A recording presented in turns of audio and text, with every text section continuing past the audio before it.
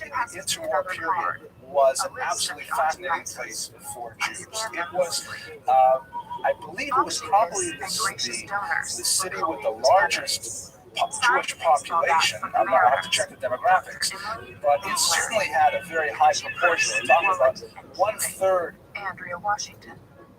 One-day voucher for two at Esclava, Bravern Center, Elena Lincoln.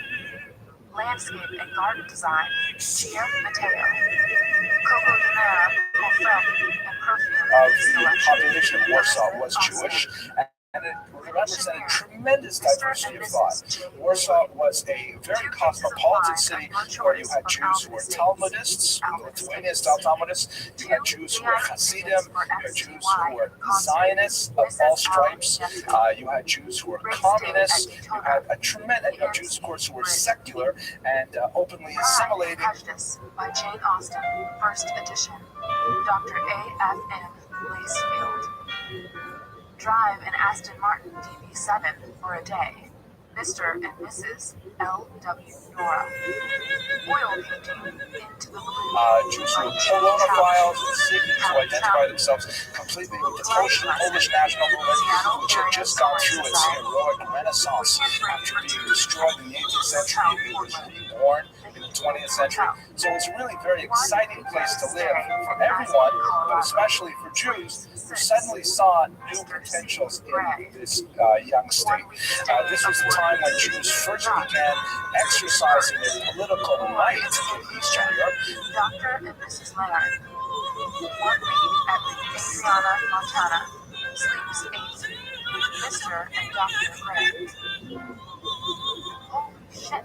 They organized themselves into political parties and actually won seats in the Polish Sejm, the Polish parliament. So Jews were organizing themselves communally and exercising their desire for change within the state. In Warsaw, he was especially influenced by his mother's love of poetry, especially. He nods again and inclines his head to one side in the morning. The whole room erupts with cheering and applause. One of the prizes has gone for 12,000. Russian poetry and literature, Pushkin, Turgenev, and others, and he was reading very widely and deeply in secular studies, primarily through his mother's influence. He went to several traditional Polish gymnasia, that is like high schools, but with a very wide curriculum. I glance around the tent to see if I can spot her, but I can't see her telltale hair. Surely Christian would have warned me if she was invited tonight. I sit and stew, applauding when necessary, as each lot is sold for astonishing amounts of money. My own grandmother, she also went to one of these kinds of schools, although she went to one that had a more Zionist bent. But, you would come out of these high schools with a working knowledge of several languages, and not only several languages, several language families. It's understandable to have a couple of Romance languages and a couple of Slavic languages. Every mask at the table turns to me in shocked amazement. But they would come out of these places with 3 or 4 different language families represented, very high level education. He attended the university, the Free Polish University in Warsaw, and later he went on to the University of Berlin. And in 1933, he completed his dissertation on the philosopher Hermann Cohen. Hermann Cohen, as you probably... Chapter 7. Holy shit! Did I really just do that? It must be the alcohol. I've had champagne plus 4 glasses. The guest is a Jewish thinker. His thought is not specifically Jewish, but widely admired by Jews in the 19th century, primarily because he was the preeminent spokesperson for the neo-Kantian movement. If you recall, way back, at the beginning of this semester, I think we spoke about Emmanuel. Christian leans over to me, a large, fake smile plastered across his face. He kisses my cheek and then explosively whispers Kant's influence on Jewish thought, his relationship with Moses Mendelssohn in particular. Kant created a kind of moral system that was independent of religious texts. In fact, one of his... I gaze up at him, blinking through my mask. I just wish I could read history known but very influential works was, I think I remember the German title, I whisper frantically as the applause dies down. I memorized that because I love the way the sound Glüssenverknüpft sounds. Religion within the boundaries of reason alone. And so there are many Jews who are looking to kind of create their identities in modern Europe, and they wanted that morality. He murmurs as he runs his fingers along my jaw. His touch resonates deep inside where that ache has gnawed and grown. I want to jump him right here, right now, but we sit back to watch the auction of the next soaked in the Torah, but they wanted to find a way to anchor that morality to some philosophical system that did not require religious texts. That's what Kant provided them. Hermann Cohen was one of the Jews who really discovered it and expanded on it, and I think it's instructive that of the philosophers that Soloveitchik was attracted to was this Hermann Cohen, who was kind of the entree into the wider world of enlightenment. Against his erection. I gasp, and my eyes dart in panic around the table, but all eyes are fixed on the stage. Heavens for my eyes. Pause for questions. Taking Has full anyone said no advantage, question? I slowly And caress I know him, Kant. letting my Fine. fingers explore. Christian keeps his hand over mine, hiding my bold fingers, while his thumbs speak softly. Oh, you mean Immanuel Kant? Okay, His well, mouth opens as he that's gasps definitely something we should talk softly. about later, the categorical imperative and stuff like that. And in fact, like many of these philosophers, he said, but when you really look at it carefully, doesn't it look like the perfectly rational religion? Geez, it looks a lot like... This is becoming unbearable. A week by Lake Adriana in Montana is the final lot for auction. Of course, Mr. and Dr. Gray have a house in Montana, and the bidding escalates rapidly. But I am barely aware of it. German Lutheranism doesn't it, you know? We should all be Protestant Christians because that's the way it works out. Another story, I don't want to take much time. Let's go further then, okay? All right. It was at this time that he met his Rebbitzin, Tanya Levitt, who was also a rather brilliant student. She received her PhD in education from the University of Vienna. Here's a picture of them when they were a little bit older. She predeceased him, but Yes, It's like I the third or found fourth that. year to write them. So Anna! my rabbi It calls. to It's time! What? No, not again. I had some Time friends for who what? I kind of like music. The first dance And auction. I hear them Come arguing on! at this, She stands and holds out her hand. by some I glance 30 at years, Christian, who and they're is, saying something I like, think, but she was also a very heavy influence on his thought later on in his life. Let us move though to the more significant chapter of his life where most people associated with the 20th century. The 1920s was a period of tremendous exuberance and potential in Poland for Jews. A smile on his lips. it's the rabbi. First dance. And my friends were kind of down at the end of the table, which is weird. But that came Honestly, I to never said an that. end by the actually end of did. that Like, decade it never as sat the like that. entire It was a weird Eastern European situation. region took a turn to the right. Country after country began to develop stronger integral nationalist movements, the most famous of which, of course, is the notorious Nazi Party of Germany. I lean over and plant a soft, chaste kiss on his mouth. Glancing around, I realize that our fellow guests at the table are One astonished. of them's like, Of course, they've never seen Christian with a date before. He smiles broadly and looks happy. Come on, Anna, Mia nags. But every country began to develop that same kind of you know, it's like, ideology. There was Germany for the Germans, oh yeah, Poland for the isn't there clap Poles, and sing that? Romania for the Yeah. Romanians, I guess I say Latvia for the Latvians, goes on and on like this. And so Poland became a much less tolerant place for Jews. And Jews had The I think it's moment pretty- you've all been I waiting go, for. like, check that out. These The 12 rabbi lovely is true. ladies have all agreed But- to auction their first dance to a the prime highest target Actually, because they were so concentrated in the urban areas. You could walk down main streets in Poland and there would be all these Hebrew and Yiddish signage everywhere. And Poles felt, especially these strong nationalist Poles, they felt that their capital cities had Besides, Christian will win. She rolls her eyes. I can't imagine him letting anyone Invaded else by so many nationalities. Ukrainians were also a popular target for them, as Jews as well. So they were steadily instituting more and more Were your friends right? measures to try to restrict Jewish activity, freedom of movement, and so on. One of the most notorious, at least in academic environment, was the institution of the so-called ghetto benches, where Jews were allowed to It register was their there names. in the Domino's. And Eric Clapton is taking him out.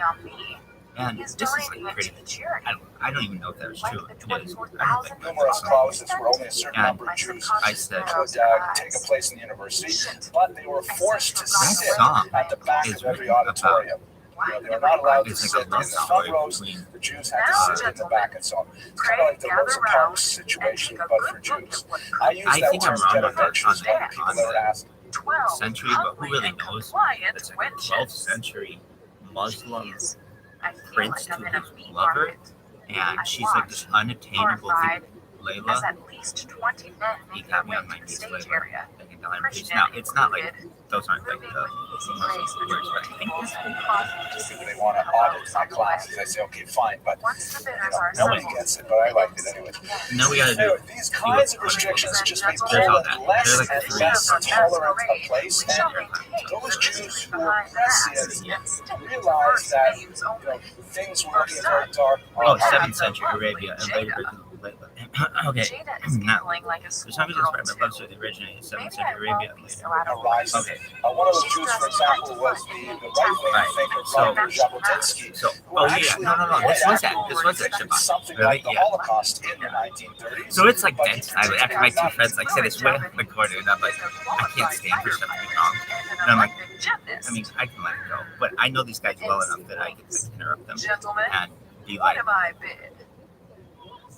now little do I know that Started Germany, he thought that Poland would be the epicenter of hatred. multiple people. Anyway, the represent Soloveitchik family I don't know found a this. way to move out of that And my friends are inhospitable always environment. Our protagonist's father, Mayor, was invited to serve as the head of faculty. And they can't say it. Why? Because I will drool all over them while always rock and roll knowledge. They would have changed their fucking religion. Which would later Really? in the 40s be renamed. How am I going to be like, dude, you managed to do University status, Yeshiva University. What's that like? So the father The was given Rolling this fucking position. Stones. Anyway. See? This is fun, whispers Mia. I hope Christian wins you, though. What would they be like? Brawl. She adds, brawl? I answer horrified. Oh, yes. And in the late So I'm 20s, like- and a few years later, the young married couple made their way I'm like- over to be with his father. This To my friend, I just like spout this random thing that I know about this campus. And I said, it's about a story about an Arabian lover. Is that what you said? Yeah, I think I said it might have been like Middle Eastern. I might have said Arabian. I might have said Muslim. Really? What are we going Yeah, to it do couldn't about work. Mariah? On all She's an yeah. experienced So, plays the but I cello said it's like a so story. well. Okay, and then I say, yeah, that story's written about But I never really, in my own life, another guy's wife and my friend, my spent a lot of time working with the ideas of the Rabbi. I always you found don't know that. It's not like the whole table is listening to me. Keep in mind, people are very closely associated with their collective in this There's story. one counterbid. And But I'm Mariah just sells like this for innocent kid. $4,000. Yeah, Christian can you believe it? watching me like Eric a hawk. Clapton made the moves on George Harrison's life. And to understand. I was like, and so he was always on the I can't periphery believe of that. my thought. And He wasn't aware my of friend his Marlene's like, work, but never really I was like, felt yeah, they were at this party. And here in this And audience, George so many Harrison's people married to who this girl. And she's like, who's the girl? And I go, hold on a second. And I remember because it was, I remember Patty Boyd. I didn't remember, I remember that because it was Sam, like Sam Boyd was the name that I remember. That's it. It's like Boyd, something Boyd. She's a British Dad read mother. among my friends. And He was really I persona say- non grata for a few years. so they're at this point. So I'm like retelling a story of that I have no association. It's just like random stuff I've seen on television. So they're at a party. George Harrison is at this party. Patty Boyd's at this party, and Eric Clapton's at this party, and Eric Clapton and Patty Boyd are out on like a balcony, and Eric Clapton just says like, he's just absolutely madly in love with her. I stopped paying attention to the And ocean. he does. So And Christian was in that she kind of trouble didn't know at what to do, school. and she went home with George. I wonder why. Anyway, so he writes this fucking song like Lily an is absolute watching us closely. And now, allow me to introduce So then I You've say, been watching this lecture for the last 12 minutes and you're expecting some brilliant insights into the life of God. Forget it, I'm sure we've wasted your time this far. This is going to be very everyone's basic, like, what the fuck kind of story is it? And then I go, yeah, you have some beliefs, but two other really big songs I do written have a about personal connection with YU because my wife something. is a graduate Actually, of their social work school. I misspoke on this. Really, get my Rabbi who doesn't do music. Why doesn't he do music? It's actually not too Well, far these people from are this so building in the faculty housing for a while. And I'm not. I don't like music. Why? Because all my friends represent everyone. But that's the extent of my personal connection to it. And if I say I like music, then frightening place to live once you move out of the little safe zone of Yeshiva University, and I have lots of adventures there So too. I'm like, Let's get off the personal. Oh, so he went to YU, but immediately after landing in the country, within a very short period of time, he made his way to. What will he make of this? But he's scratching his chin and giving the stranger woman, an I ironic said, smile. It's obvious Christian knows him. Boston, where he would spend the rest of his life. I said, he would commute to New York for his classes at YU when he later took a position there. But I it's in misspoke, Boston and I where said, he was really able to like, make his mark. He something like first that. accepted Not a legitimate position something. there. I said, But you remember that Boston is, of course, famous as the intellectual capital of North America. New York is, in many ways, not that song. I said like it's not something, but something or Everyone is some staring at me, Christian, and Mr. Mysterious by the stage. something. It was like that's the name of the song. The stranger But says. I think I said it's the capital of He the wrote world. But Boston, with Harvard, something, MIT, and then the way you looked at it, and institutions didn't of higher say learning, something. this is a I place said where maybe I association said really he wrote belongs. some way and something in the way you looked at it. So I was trying to like say the next song. It wasn't exactly that, but Rabbi goes to me something. Is the And establishment they of wrote all three songs. school, the first year of New England, known as the Maimonides He wrote all three School. songs, Maimonides is or all three songs were written about him. Yeah, so yeah, George Harrison. General gasp of dismay and amusement ripples through George the Harrison crowd. something.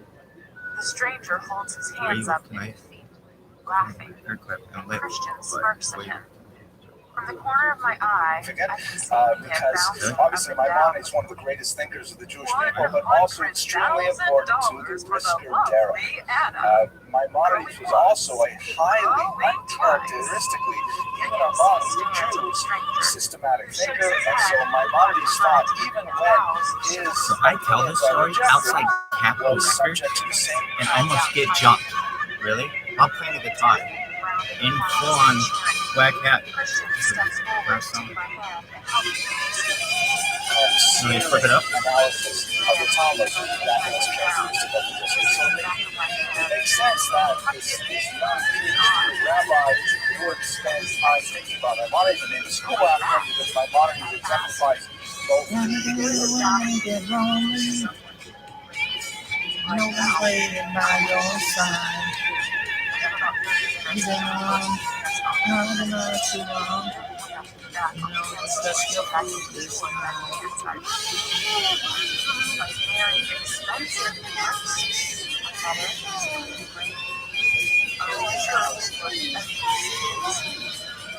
smiled down at me. Oh, smile. It's just that, washing in my body. We're out on the lawn. I thought we were heading to the boathouse, but I fell in love with you. The world upside down. there are at the world of Talmudic learning and the world of secular knowledge. Maimonides being really well-known medical doctor at the time, well-published as a work for the 12th century. And so that's what it used to be. There's a lot of controversial elements to the Maimonides school, such as, for example, the gender-neutral study of the Talmud. Boys and girls study the Talmud together in the same room. Just the idea of them studying Talmud separately was quite radical. We're talking about the 1930s, the 1970s. But this is the kind of thing that some of the Jews very how to be a world thinker, and as he grew in prominence, his authority was such that few could challenge him. He also, though, was sensitive to the sort of traditional mindset of the yeshiva world. In fact, this was a major preoccupation of his thought, the kind of idealization of the traditional yeshiva world. And so when many refugees began coming to New York in the 1930s, especially after the Holocaust, he organized several different programs that were more of a interior sensibility. What did you? Because we didn't know ever. There's a one time we ever talked about music. Really?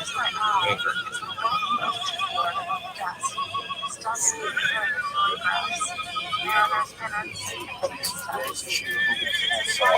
So Boston's where he began to make his mark. He's associated with more than any other institution at Yeshiva University. He was appointed professor of Talmud in 1941 and also professor of philosophy at the graduate school. Now, we have to talk a little bit about what this institution is. I'm just going to ask my daughter, Elisa, could you give me another one of these, please? Dennis Miller, I think. That must be because I'm nervous talking about the Rav. Thank you so much. Yeah. These are funny type of rags. Really? I can't even do a good guy. He's so smart. I have to resist watching myself at him and ripping his clothes off.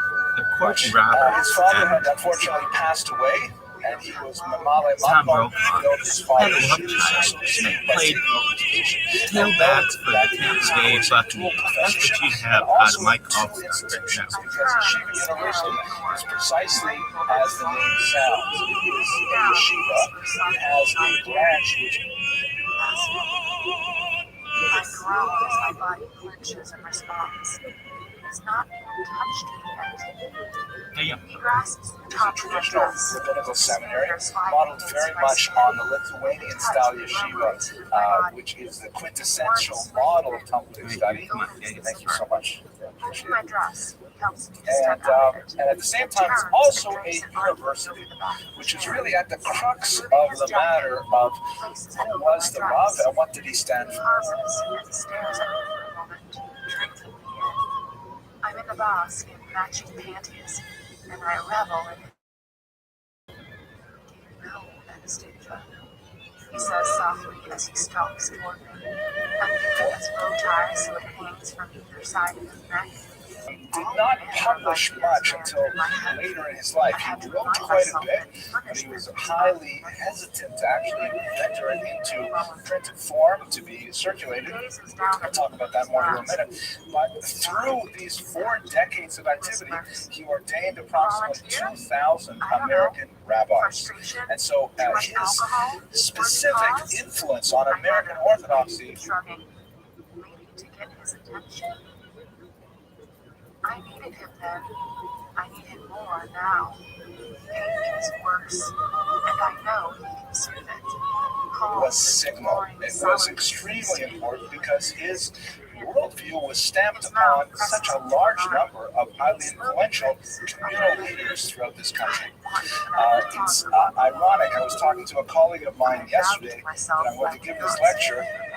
And he said to me an interesting thing. He said, if you look at the span of people who claim the Rav as their personal Rebbe, as their main teacher, they represent such a wide spectrum of ideas. Knowingly at me, arrogant bastard. But I don't care, because he's absolutely right. Yes, I breathe. So there might be a certain latitude. From the extreme right-wing kind of black hat, we'll talk about the spectrum in a second, to much more liberal approaches which are gender-neutral, egalitarian, and so on, and they all find a home in the thought of the Rav. And so it's very hard to kind of encapsulate what is it that you believe when you look at such a wide hand and moves toward the bed. Throwing the duvet aside, he sits down, grabs a pillow, and places it beside him. He gazes up at me standing beside him and suddenly takes hard on my hand, but it gives you an indication so that I of fall simply across his how lap. influential he was. Shifts So we have to get an idea of what is Yeshiva University and what is one core element of his philosophy. So to do that, let's do that first. this is out of order. Okay.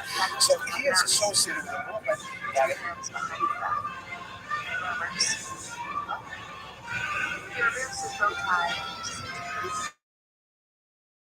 orthodoxy. I apologize for those of you here for whom this will be extremely redundant, but we have a lot of people in Latvia who don't exactly know much about the Orthodox spectrum, so forgive me for a minute while I kind of lay this out. Orthodoxy, as you know, is not monolithic by any means. There is a huge range of I groan as soon as his hand makes contact with my skin. I don't know why. You tell me not to overthink. After a day like today, arguing about the money, Mrs. Robinson, dossier on me. ideas, beliefs, and practices that all go under the moniker Orthodox. So what exactly does it mean?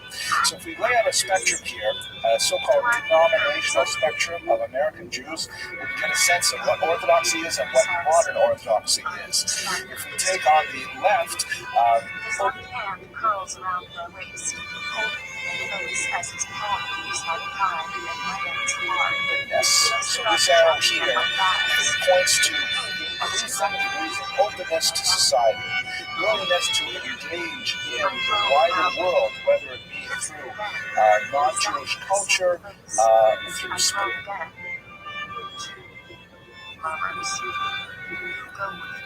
Sporting events, through music, art, ideas, and how open are Jews to the larger trends of the human condition outside of the shtetl of Yiddishkeit, so to speak, outside of the small definition that we hold for our own community. If we put a spectrum that goes out this way to openness, and we put on the other side a spectrum that is insularity, how to what degree do we regard the outside world as toxic, that these things are going to pollute our pure ideologies. Gently trails his palm across my behind again before continuing my step. She's distracted and offering. I don't know. I surrender myself to the rhythm of blows, absorbing each one, sitting on too low. He murmurs, his voice low and harsh. He presses my behind again, trails his finger down toward my sex, and slowly sinks 2 fingers inside me. Going to influence us to pursue paths of activity that are. I moan loudly as my body takes over, and I hum and convulsing around his fingers. It's so intense, unexpected, and quick. That's right, he murmurs appreciatively. He unties my wrists, keeping his fingers inside me as I lie panting and spent over him.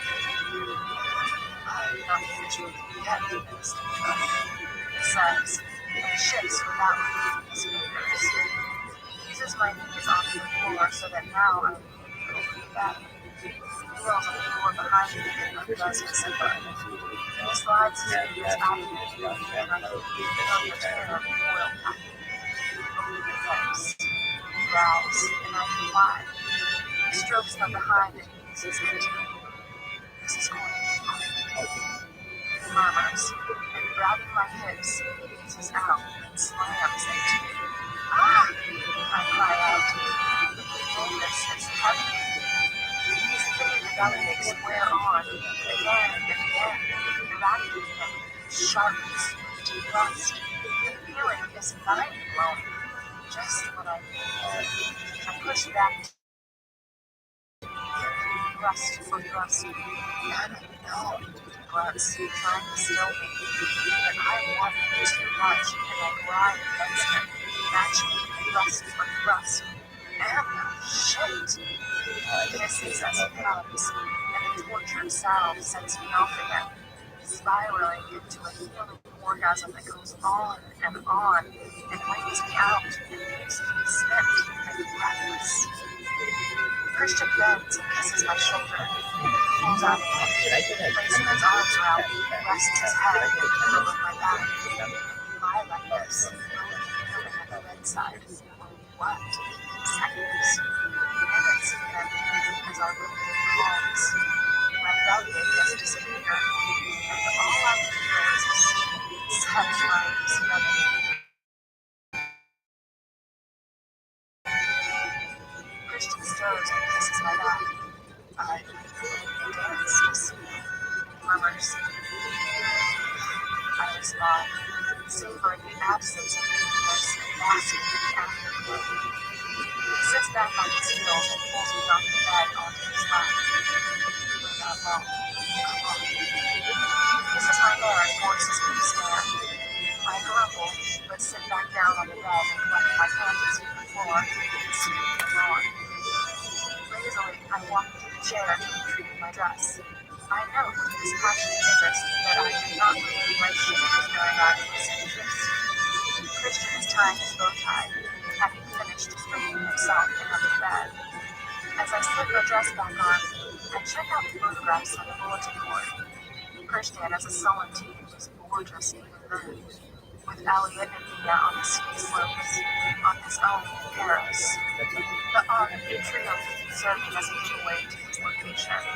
In London, New York, the Grand Canyon, the Sydney Opera House, even the Great Wall of China. Master Gray was well-traveled at a young age. There are ticket stubs to various concerts. Metallica, Blue, Sheryl Crow, the New York Philharmonic performing Prokofiev's Romeo and Juliet. What an eclectic mix! And in the corner, there's a passport-sized photograph of a young woman. It's in black and white. She looks familiar, but with the light I can't place her. Not Mrs. Robinson, thank heavens. Who's this? I ask. Hot news. Mutters as he slips on his jacket and straightens his bow tie. Shall I say what? Thank you so much for your help. Then, why is she on your bulletin board? And please, I don't know her.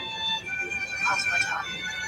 He raises his chin like a small boy, and I grin and straighten it for him. Now, it's perfect.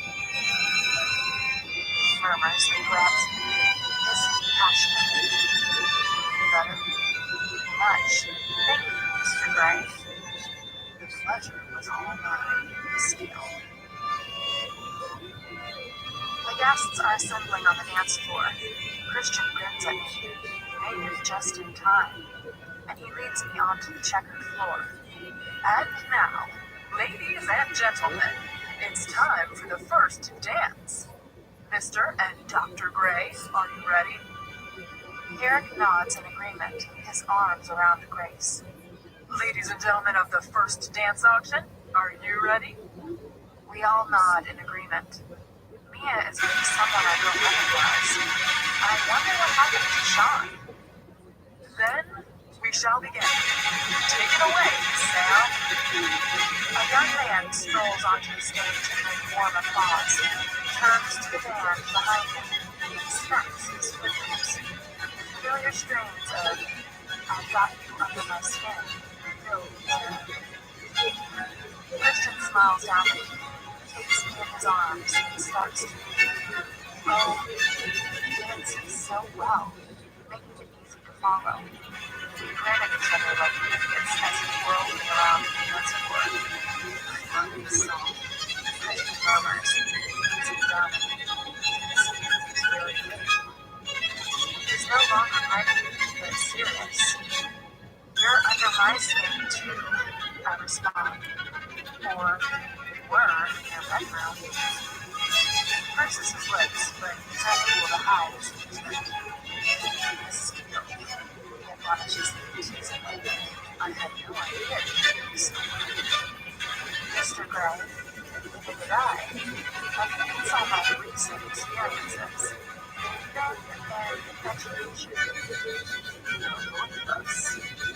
Christian is serious again, and it could just be the two of us and then we are in our own private bubble. As the song finishes, we both applaud. Sam, the singer, bows graciously and introduces his name. I recognize the man who bid on the auction. Christian grudgingly lets me go, but he removes the tube. Yes, Anastasia. This is John. Shit. Christian grins and wanders off to one side of the dance floor. How do you do, Anastasia? Dr. Flynn says to me, and I realize he's British. Hello, I stutter. The band strikes up another song, and Dr. Flynn pulls me into his arms. He is much younger than I imagined, though I can't see his face. He's wearing a mask similar to Christian's. He's tall, but not as tall as Christian, and he doesn't move with Christian's easy grace. What do I say to him? Why is Christian so fucked up? Why did he bid on me? It's the only thing I want to ask him, but somehow that seems rude. Oh, I'm glad to finally meet you, Anastasia. Are you enjoying yourself? He asks. I was. I whisper. Oh, I hope I'm not responsible for your change of heart. He gives me a brief, warm smile that puts me a little more at ease. Dr. Flynn, you're the shrink. You tell me. He grins. That's the problem, isn't it? The shrink bit. I giggle. I am worried what I might reveal, so I'm a little self-conscious and intimidated. And really, I only want to ask you about Christian. He smiles. First, this is a party, so I'm not on duty. He whispers conspiratorially. And second, I really can't talk to you about Christian. Besides, he teases. We need until Christmas. I gasp in shock. That's a doctor's joke, Anastasia. I flush, embarrassed, and then feel slightly resentful. He's making a joke at Christian's expense. You've just confirmed what I've been saying to Christian, that you're an expensive charlatan. I admonish him. Dr. Flynn snorts with laughter. You could be on to something there. You're British? Yes, originally from London. How did you find yourself here? Happy circumstance. You don't give much away, do you?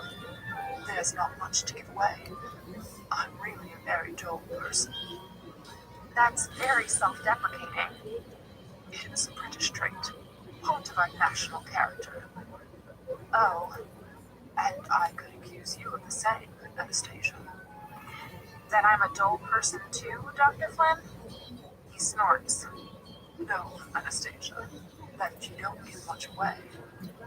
There's not much to give away. I smile. I sincerely doubt that. He unexpectedly frowns. I flush, but the music finishes and Christian is once more by my side. Dr. Flynn releases me. It's been a pleasure to meet you, Anastasia. He gives me his warm smile again, and I feel that I've passed some kind of hidden test. John. Christian nods again. Christian. Dr. Flynn returns his nod, turns on his heel, and disappears through the crowd. Christian pulls me into his arms for the next dance. He is much younger than I expected, I murmur to him, and terribly indiscreet. Christian cocks his head to one side. Discreet. Oh yes, you told me everything, I tease. Christian tenses. Well, in that case, I'll give you that. I'm sure you want nothing more. He says softly. I stop. Tell me anything. My voice grows with panic. Christian blinks before relief floods his face. He pulls me into his arms again. Then, let's enjoy this dance. He beams down at me, reassuring me, and then spins me around. Why would he think that I'd want to leave? It makes no sense. We dance for 2 more numbers, and I realize I need the restroom. I won't be long. As I make my way to the powder room, I remember I've left my purse on the dinner table, so I head down to the tent. When I enter, it's still lit but quite deserted, except for a couple at the other end who really got to their room. I reach for my bag. Anastasia. A soft voice startles me, and I turn to see a woman dressed in a long, tight, black velvet gown. Her mask is full. It covers her face to her nose, but also covers her hair. She's stunning. Elaborate gold filigree. I'm so glad you're on your own, she says softly. I'm coming to talk to you all. I'm sorry. I don't know who you are. She pulls the mask from her face and twists her hair. Shit! It's Mrs. Robinson. I'm sorry I stopped. I did for her. How? What the fuck does this woman want? I don't know what the social conventions are for being known molesters of children. She's smiling sweetly and gesturing for me to sit at the table. And because I am lacking in the sphere of reference, I do as she asks out of stunned politeness, grateful that I am still wearing my mask. I'll be brief, Anastasia. I know what you think of me. Christians told me. I gaze at her impassively, giving nothing away, but I'm pleased that she knows. It saves me telling her, and she's cutting to the chase. Part of me is beyond intrigued as to what she could have to say. She pauses, glancing over my shoulder. Taylor's watching us. I peek around to see him scanning the tent by the doorway. Sawyer's with him. They're looking anywhere but at us. Look, we don't have long, she says hurriedly. It must be obvious to you that Christian is alone. I have never seen him like this. She emphasizes the last word. What? Loves me? No. Why is she telling me? I don't understand. He won't tell you because he probably doesn't realize it himself. Notwithstanding what I said to him. But that's Christian. He's not very attuned to any positive feelings and emotions. He dwells far too much on the negative. But then, you've probably worked that out for yourself. He doesn't think he's worthy. I am really. Christian loves me? He hasn't said it. And this woman has told him that's how he feels? How bizarre. 100 images dance through my head. iPad, lighting, bodies, all his actions, his possessiveness. $100,000 for a dance? Is this love? And hearing it from this woman, having her confirm it for me, is, frankly, unwelcome. I'd rather hear it from him. My heart constricts. He feels unworthy. Why? I've never seen him so happy, and it's obvious that you have feelings for him too. A brief smile flits across her lips. That's great, and I wish you both the best of everything. But what I wanted to say is if you hurt him again, I will find you, and it won't be pleasant when I do. She stares at me, ice-cold blue eyes boring into my skull, trying to get under my mask. Her threat is so astonishing, so off the wall, that an involuntary, disbelieving giggle escapes me. Of all the things she could say to me, this is the least expected. You think this is funny, Anastasia? She splutters in dismay. You didn't see him last Saturday. My face falls and darkens. The thought of Christian unhappy is not a palatable one. And last Saturday, I left him. He must have gone to her. The idea makes me queasy. Why am I sitting here, listening to this shit from her, of all people? I slowly rise, gazing at her intently. I'm laughing at your audacity, Mrs. Lincoln. Christian and I have nothing to do with you. And if I do meet him and you come looking for me, I'll be waiting. Don't doubt it. And maybe I'll give you a taste of your own medicine on behalf of the 15-year-old child molested and probably fucked up even more than he already was. Her mouth falls open. Now, if you'll excuse me, I have better things to do than waste my time with you. I turn on my heel, adrenaline and anger coursing through my body, and stomp toward the entrance of the tent where Taylor is standing, just as Christian arrives, looking flustered and worried. There you are, he mutters, and frowns when he sees Eleanor. I stride past him, saying nothing, giving him the opportunity to choose, her or me. He makes the right choice. Anna, he calls. I stop and face him as he catches up with me. What's wrong? He gazes down at me, concern etched on his face. Why don't you ask your ex? I hiss acidly. His mouth twists and his eyes frost. I'm asking you, he says, his voice soft but with an undertone of something far more menacing. We glare at each other. Okay? I can see this will end in a fight if I don't tell him. She's threatening to come after me if I hurt you again. Probably with no whip. I snap at him. Relief flashes across his face, his mouth softening with humor. Surely the irony of that isn't lost on me, he says, and I can tell he's trying hard to stifle his amusement. This isn't funny, Christian. No, you're right. I'll talk to her.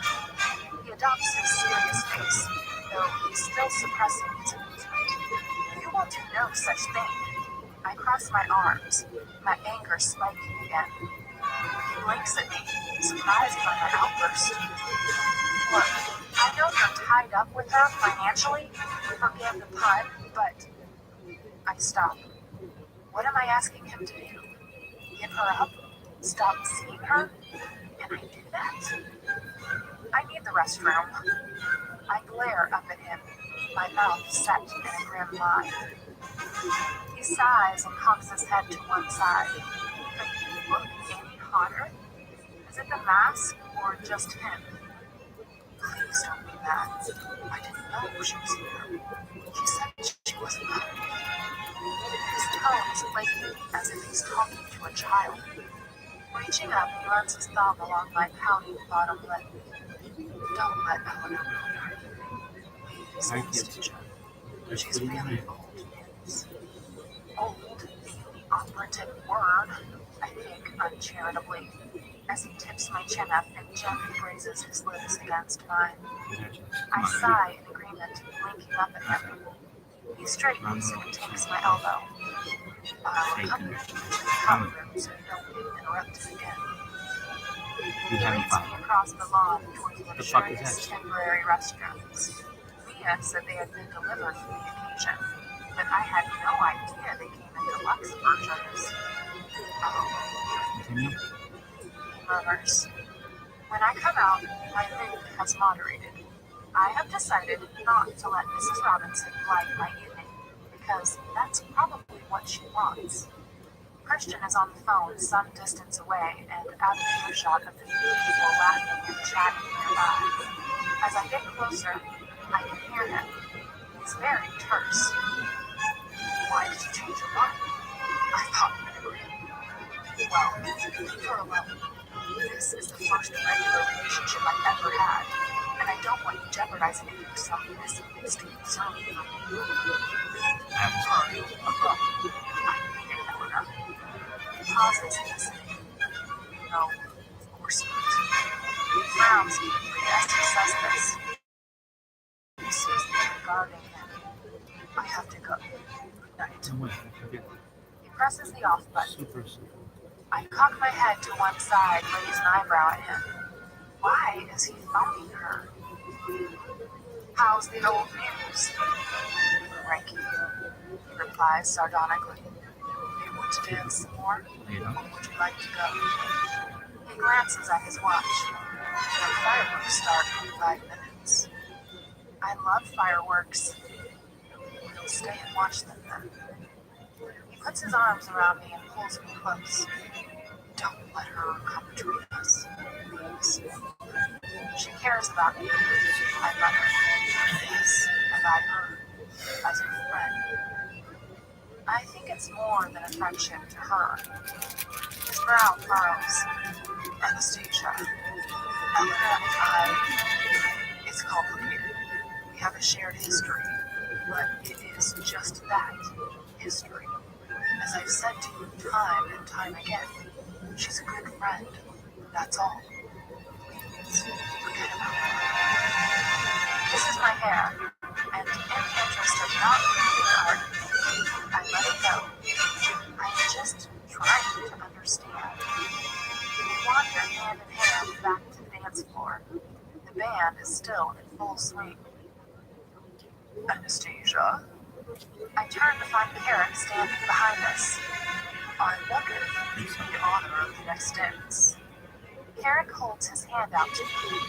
Christian shrugs and smiles, releasing my hand, and I let Carrick lead me onto the dance floor. Sam, the band leader, launches it. Come fly with me. And Carrick puts his arm around my waist and gently whirls me into the throng. I wanted to thank you for the generous contribution to our charity, Anastasia. From his tone, I suspect this is his roundabout way of asking whether I can afford it. Mr. Gray, call me Carrick, please, Anna.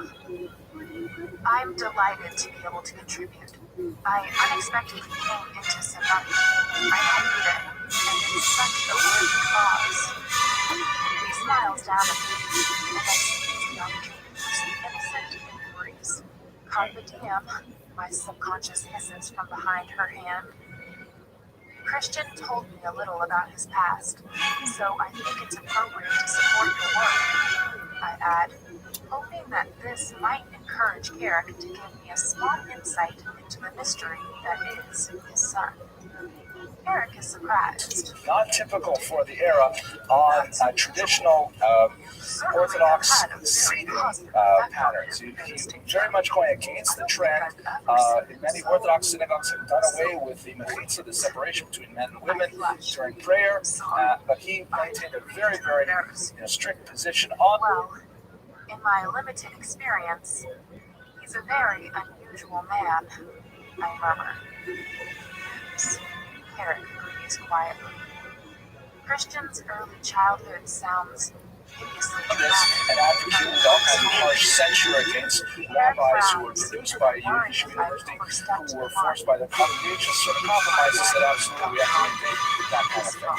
But at the same time, while he was very strict with regards to these kind of doctrinal issues, he was much more in favor of associating with conservative and reform movements on an organizational level, which set him apart and often under heavy criticism from the right wing, who felt that any playing the piano that eventually brought him out of himself. Oh, and Mia's arrival, of course. He smiles down at me fondly. He plays beautifully and kind of formal association with conservative reform rabbis would lend legitimacy to these movements that the right-wing Orthodox felt were completely illegitimate and were taking people away from Torah study. Similarly, he was a strong supporter of interfaith dialogue with Christians, and his most famous writing, The Lonely Man of Faith, was actually delivered for carefree, acting his age. That's the real grill for his mother and we were both commenting on it today. I think I blushed in my rooms. They have to catch it then. And I'm like over here, like, what do you call, like, 1, 2, 3, almost college as a special dress there. He had some early association with the right wing. He was actually part of the Council of Torah Sages when it was established in 1941. But after World War II, the movement so make sure you spread out in legitimacy. he remained very staunchly associated with religious and science, however, in the Mizrahi movement. You just want this these two swaps. Swap real one with your was actually considered candy for the chief rabbi.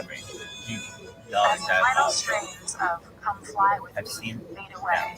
That's what Herod releases me and Been vows Israel several that I times. curtsy He in purity declined and several stability. times, and although he did apply in 1935 to be the Christian chief is at rabbi my of Tel side Aviv, again. but was not able to Herod actually laughs. get that position, Listen, ironically. fool, So son. let me jump ahead to Are where we you were supposed to willing be. to We're have going to my go bones? through all this stuff again. Herod winks at me playfully. And it's a late night when we start late. But okay, now, so My dad likes you, Christian mutters as he watches his father be golden proud. What's not to like? I peek coquettishly up at him through my lashes. Good point, well made, Miss Steele. He pulls me into an embrace and the band starts to play. It had to be. the controversy associated with it is quite significant. The Orthodox right wing felt that he was too infatuated with modernity to be taken seriously. Despite the Soloveitchik name, despite his incredible and undisputed brilliance, they felt that his love affair with secular culture was intolerable. The MC, back in charge, has permitted the removal of masks. The better to see And the therefore display. he was excoriated by Christian the has right his arm around wing. me. One area I'm in aware that particular Taylor and that Sawyer are was close kind of by. like Probably because we're in the a crowd flashpoint now. They are in the looking controversy anywhere over him but was at the dockside the where organization known as the technicians Synagogue goes to Council of their America, which final is a formal reflections. institution that had membership from all denominations of various Jewish streams. The thought chills my blood, and I huddle closer to Christian. He gazes down at me as he pulls me closer. You okay, baby? Cold. I'm fine. I glance quickly The behind right us wing and see had all united pretty strongly behind a ban on participation in this kind of communal involvement, but the Rav felt that it was worthwhile and nevertheless maintained his membership in the movement. He did justify his opposition to the mainstream primarily because he made a distinction between what he considered very internal concerns and external concerns. The internal concerns were things like whether or not that's reflected in a glittering shower. My jaw drops as several more rockets fire into the air and explode in a kaleidoscope of color. you have in the synagogue. That for sure, he was willing to lay down on the tracks for. But on the other hand, when there's an external threat, such as Soviet jewelry not being released, things like that, then he felt that Jews should present a united front. So in those areas, he felt that it was appropriate to participate, and in fact, he maintained his membership there. However, the large bulk of Orthodox Jewry, the right wing in particular, moved away from him on that point. 20 feet in the air, changing color, red, orange, and back to silver. And yet more rockets explode as the music reaches its crescendo. My face is beginning to ache. At the same time, the Orthodox, very left-wing, and the non-Orthodox thought that he was too strict about halakha because he was really quite, attached to traditional halakha mores in so many different ways. So his insistence on the mechitza, as an example that we turn to again and again, is something that made him distinctly unpopular on the left. That's primarily because he occupied that middle position that gives him two flanks to be criticized as much as you do. Just one note to add at this wonderful evening. Your generosity has raised our total. Be a radical and only criticized from one flank, but he was criticized from both ends. His major publications were two in particular that I'll just touch on right now because we are running a little bit late. They were actually both written in the same era. He wrote them in 1944, but would not allow them to be published for many years later. The first one... Oh, Christian, that was wonderful. I grin up at him and he bends down to kiss me. Time to go, he murmurs, a broad smile on his beautiful face. And his words was known as Halachic Man, which was, it's an interesting work. On the one hand, it is kind of like a tribute, a commemoration in the depths of the Holocaust to the yeshiva world that once existed in Eastern Europe. It's kind of like a family memoir because of all the names of the yeshiva world. Soloveitchik extends above them all. But he described the beauty of the Lithuanian Talmudic tradition. And he doesn't elaborate. So, as he says, and I know he's trying to distract me from something. It works. Oh, I haven't paid for my days, I gasped. His emphasis was on I have the incredible religious and unusual religious experience of the submission to the intellectual exercise of determining the halakha and then binding oneself to it. The halakha, of course, means the law, the Jewish law as determined by the Talmud. The process of analyzing the Talmud, getting to the bottom line, and then once you know what the bottom line is, completely giving yourself over to it. He described that as an unusual act of device to be left in your innocent hands. Worried I might be quite overcome again, maybe with somebody else. His eyes glitter dangerously. I hope that's not going to happen, he says, a cool edge to his voice. But no, Emma, I want all your pleasure. Oh, don't you trust me? Implicitly. Now, can I have them back? I'll think about it. He narrows his eyes at me. There's music once more from the dance religious floor, ecstasy. but it's DJ playing He that referred to dance it, actually one of his students referred to it as the symbiosis of the homo religiosus, meaning the man or human being as a religious agent, and a scientist, because the application of scientific methodology or scientific methodology like thinking to traditional Talmudic study is a fascinating insight into it. He also expanded on this a little bit with the halakhic mind a little later. The second major work is The Lonely Man of Faith, which is what I dipped into a couple times and always find difficult to get past the first chapter. But it is heavily existentialist thinking. First spoke. Anastasia's tired. We're going home. Besides, we have house, but surprisingly doesn't push Christian. You must come by sometime next week. Maybe we can hit the mall? Sure, Mia. I grin, though in the back of my mind I'm wondering how, since I have to work for a living. She gives me a quick kiss, then hugs Christian fiercely, taking us both by surprise.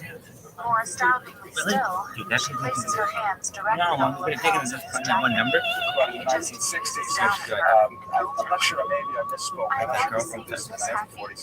But because this is kind of like a deeply existential meditation on the fundamental loneliness of the human condition, the inescapable gap, the unbridgeable gap that exists between human beings that can only be partially assuaged by religion and by divine intervention. And through engagement in intellectual activities such as the study of the Talmud, you can slowly develop a loss of alienation, a pure connection with another human being, and ultimately into a community. That's a paraphrase based on someone who hasn't read the entire book. So check Wikipedia, you'll probably have a much better account than I just gave you.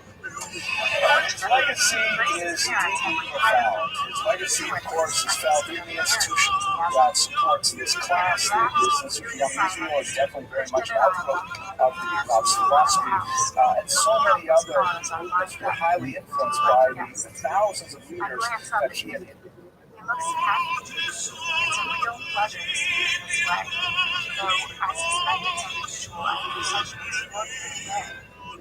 his school produced. On a more personal level, you can see his legacy in his family, where they are certainly worthy bearers of the Soloveitchik name. He had 3 children. His daughter Atara went on to head the Maimonides school. You'll forgive me for the typo up there, I'm sorry. And her husband was Rabbi Israel Tversky, a Hasidic rabbi.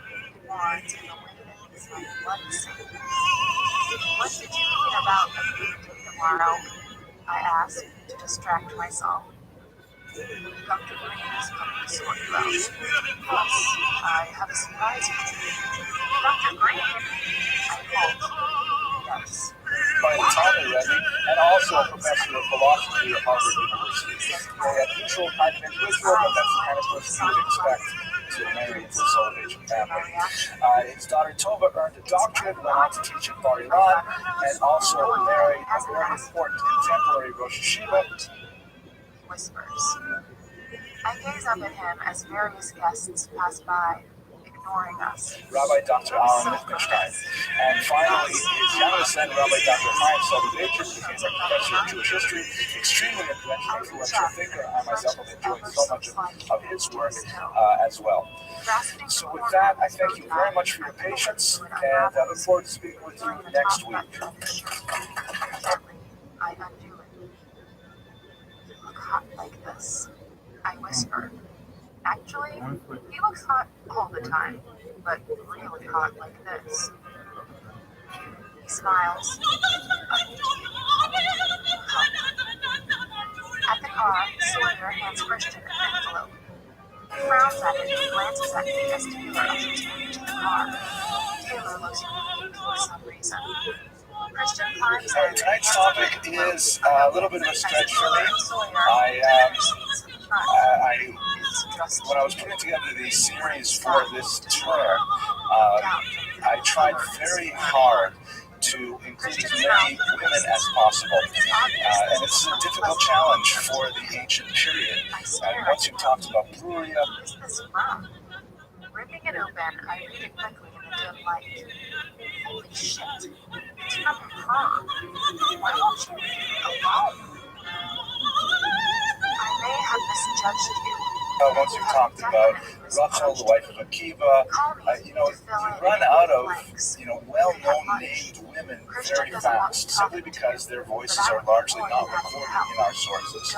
But it's getting harder and harder as we go through, I think this is our 6th semester of giving lectures, to find women that we can speak about in a meaningful manner. But obviously we're talking about an important, huge element. Mrs. Robinson. She signed it, Mrs. Robinson? Told her. Of Jewish civilization, of human civilization, I think it would be completely irresponsible to go straight through this period without looking specifically at women's lives and women's realities. So I'll do the best I can with Salome. The second problem I had, though, is that when I really did some more research on who was Salome, I'm not sure it's really the appropriate topic for a shul lecture. It's actually quite a salacious topic, as I've told some of you before the class began. My subconscious nods sagely. Elena is pissing him off. And this can only be good, surely. I decide to say nothing for now, but stash her note in my bag, and in a gesture guaranteed to lighten his mood, I hand him back the bottles. I'll do my best to try and steer myself away from the shoals of titillating references in the context of this topic. So let's try to understand exactly who was Salome. Well, why are we talking about her? So, first of all, she was a Jewish woman, but otherwise her connections to Jewish history are rather tenuous. She did not, contribute to Jewish intellectual history like Bruria did. She wasn't a Jewish leader like some of the queens were. She actually has a really tiny bit part in Jewish history, and in fact, we have no reference to her in any traditional Jewish sources other than Josephus, who is a little bit problematic.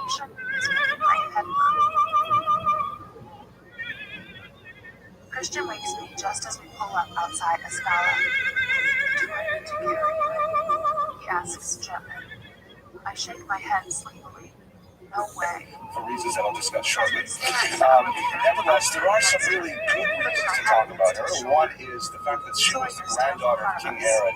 Gives us an opportunity to speak about Herod's rule, at least briefly. I would like to definitely dedicate a lecture to Herod in general in another context. And perhaps more significantly for our purposes is not so much who Salome was, but how she has been understood and how she has been manipulated throughout the centuries in a way that casts an unfortunate light on the appreciation of Jews in broader society. No idea that he was wearing a radio. He says and turns to Jesus. Mr. Gray, the tires on this steel's out have been slashed and paint thrown all over it. Holy shit! My car! Who would do that? And I know the answer. Specifically, we're going to look at a medieval Christian exegesis of the story of Salome and try to understand how she and her figure and how she was understood had an impact on the way in which Jews were perceived in broader society as a whole. So that's why I think we can justify the discussion of Salome in this series of Jewish biographies. And without further ado, let's go straight to the material. So, who is this woman, Salome? Basically, I'm going to give you the actual narrative of her life based on the Gospels, the one episode that we have from the ancient world. But she has been tremendously popularized in medieval I and... can't stand here and wait. Sawyer, take care of Miss Steele. Don't let her in until you have the all clear. I am sure Taylor is overreacting. She can't get into the apartment. What? No, Christian, you have to stay with me. in modern Christian and secular art, most specifically an opera by Richard Strauss, made her quite famous in the 19th century, and a play version by Oscar Wilde, which we'll see in just a second. She represents so many things to those who appreciated her story throughout the last 2,000 years. But as I mentioned, not all of them are complimentary when it comes to Jews. Let me show you. Chapter 8. Sawyer talks into his sleeve again. Taylor, Mr. Gray has entered the apartment. He flinches and grabs the You just a little bit of an interesting clip. This is from a 1923 art film, arguably one of the first art films ever that portrays Salome, the main scene of Salome's life. Here on the left is her drunken father, Herod II. Herod had about 9 wives and about 16 children, many of whom he named Herod. So it's very confusing trying to keep track of how many Herods we're talking about. But this is Herod, his son, and he's at a drunken party with a Standing stock still, I listen avidly for the slightest sound, but all I hear is my aggravated breathing. It's loud and shallow. My scalp prickles. My mouth is dry, and I feel his friends, and he convinces his stepdaughter, Salome, to dance before the assembled guests. She dances his famous dance. This is Anna Nevazimova, I think her name was, famous dancer from the 1920s who performs his dance of the 7 veils, which arouses Herod II, that is Herod's son, not King Herod, to such a degree that he promises her. All 16 of them. How odd. Christian isn't religious, is he? All of the paintings in the great room are half the king abstracts. for any request that she makes. So we'll have to talk about that request. Now, perhaps the most famous version of Salome that we have today is a version authored by the great writer Oscar Wilde, shown in the little inset here in the photograph. The edition that's published has the phenomenal artwork of Audrey Beardsley as well. You can see it. At the door. All clear, he says, frowning at Sawyer, who puts his gun away immediately and steps back to let me in. Taylor is overreacting, Christian grumbles as he holds out his hand to me. I stand gazing at him. Peacock dress here in the background. And Wilde took the story of Salome, which I have not told you in full yet, and he used it as a metaphor for forbidden love, which of course was very relevant to his own life as a homosexual at the turn of the 20th century. The metaphor of forbidden love was extremely relevant to him. It was illegal for him to perform this opera, this story in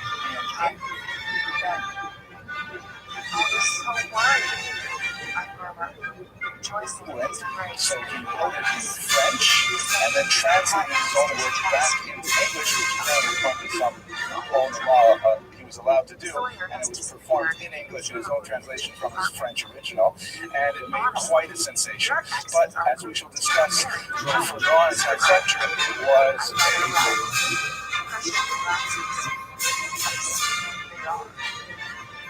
He releases me and, taking my hand, an example of using the Salome story for his own personal agenda, specifically related to forbidden love, but nevertheless it made a huge impact on the literary scene of the day. So, what is the narrative? I'm going to read to you a short sort of... But Taylor is overcautious sometimes. Have you searched your camera? I whisper. Christian glances quickly at me. His brow paraphrase of the account that we have in the Gospels, which comes from William Chester Jordan, who is a professor at Princeton, who's written a fantastic article on the way that Salome has been portrayed in the Middle Ages. So, once again, our sources for Salome's life are principally two. We have the Gospels, that is the... Exhausted. Christian's expression softens. I frown.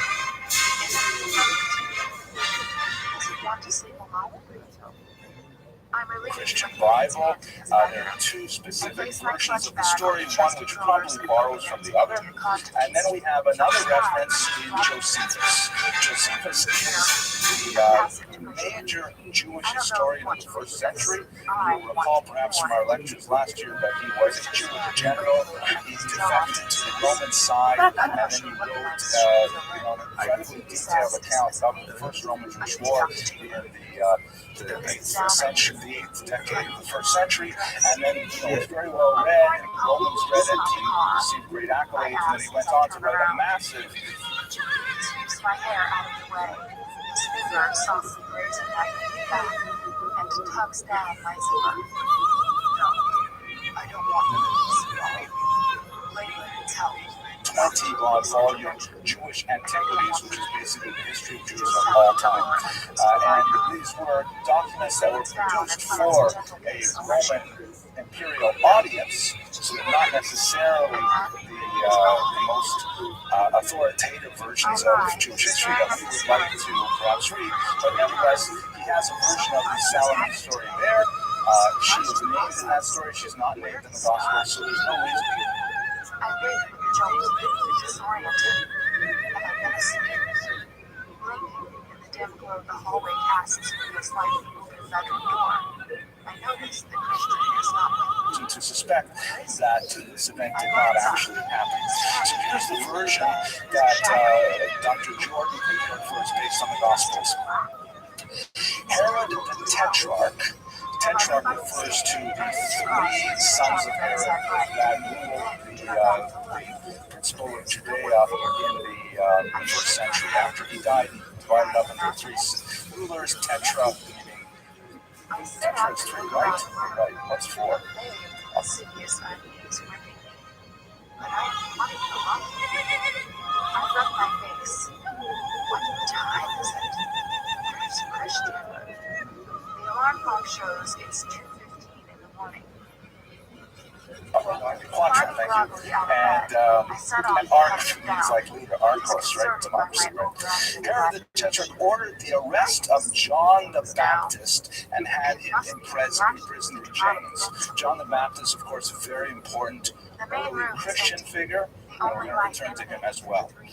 Herod's reason for doing so, for arresting John the Baptist, was the furious complaint of his wife, Herodias, right? Also named after Herod. Well, you can tell me now. You don't have to leave a message. I stand motionless by the door, eavesdropping guiltily. Who is he talking to? No, you listen. I asked you. A lot of his kids after himself. At John's public condemnation of their marriage, right? So Herod's wife, Herodias, was angry with John the Baptist, so Herod had him imprisoned. Why was Herodias angry with John the Baptist? Herodias was the former wife of Philip, Herod's brother, whom she had left to marry the Tetrarch Herod. So in other words, she was married to one son of Herod. On the door. What? He snarls, and I almost want to run and hide. He sits at his desk with his head in his hands. She left him and married the other son of Herod, which was forbidden under Jewish law. By the way, all those people are Jewish. Okay, so we're talking about Jewish kings. Corrupt, obviously. Herod himself, as we'll talk about, was actually... His eyes shoot down my legs and back again. I am wearing one of his t-shirts. From an Idumean family, which was Edomites, but that's already, four generations ago. So these are like really, they're like the rich and famous among the Jews, and they have this sort of Paisley-like place that we can imagine. Anyway, so, right, Herodias, the wife, had married Philip, the son of Herod. She left him and married Herod, the son of Herod. And John the Baptist, Jewish guy. His eyes are shining and full of promise. But there's a trace of sadness, too. He stands in front of me, staring intently, but not touching me. He murmurs. I criticized her for marrying her brother's brother during his lifetime, which is forbidden in Jewish law.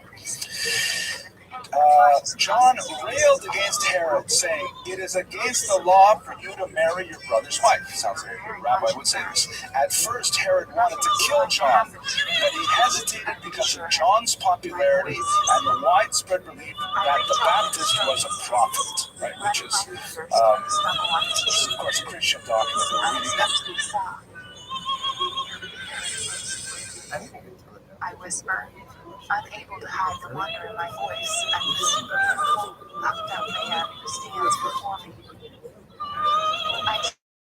I trail my fingers down his throat. Now, the popularity of John is limited. Later, Herod came to hold John in awe. He did not understand all the Baptist's prophetic utterances, but he enjoyed listening to him and came to regard him as a good and upright man. Indeed, he protected him, letting him live despite his wife's loathing and her continued desire to have him killed. An opportunity arose for her to fulfill her desire at Herod's birthday banquet. His eyes open wide, regarding me with alarm, but he doesn't move, and he doesn't stop me. Very slowly, I unfasten the button, making the material from the skin, and tentatively down.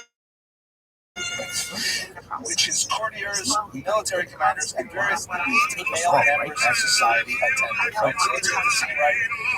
The husband, Herod, he has imprisoned John the Baptist at his wife's insistence. The wife is upset because John the Baptist is casting asparagus at their wedding. I shouldn't say things like that. I'll edit it out, right, Mr. But it's because she's giving her a hassle about their wedding. So John the Baptist is sitting there. One at a time. I ask, my voice low. God's eyes still wide as I reach up and pull his shirt over his shoulders. And Herodias gets an idea. Aha, how about this? My husband Herod is going to have a massive drunken birthday party. It's going to be all men there. I happen to have, says Herodias, a beautiful young daughter from my first marriage to Herod's brother. So this would be Herod's niece and stepdaughter. And she says, Herodias' daughter by her former husband danced before the assembled company.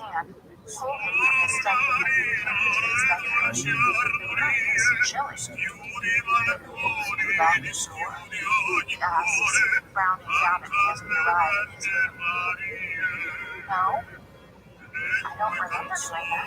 And so delighted Herod that he swore to give her anything she wanted, even half his wealth. Right? So she essentially prostituted her daughter before Herod to convince him to give up anything he wanted, because she knew her husband, and that he would like make some kind of sweeping statement in front of all his friends, and then it would be very difficult for her to attract. After Horrified, dashes to the back of the door, peers out, and steps Talking to her mother, the girl asked for John the Baptist's head on a dish. And so this was all planned, and once she had achieved this promise from her father, she went back to her stepfather, she went to her mother, and I was like, okay, you have to ask him for the head of John the Baptist on a platter.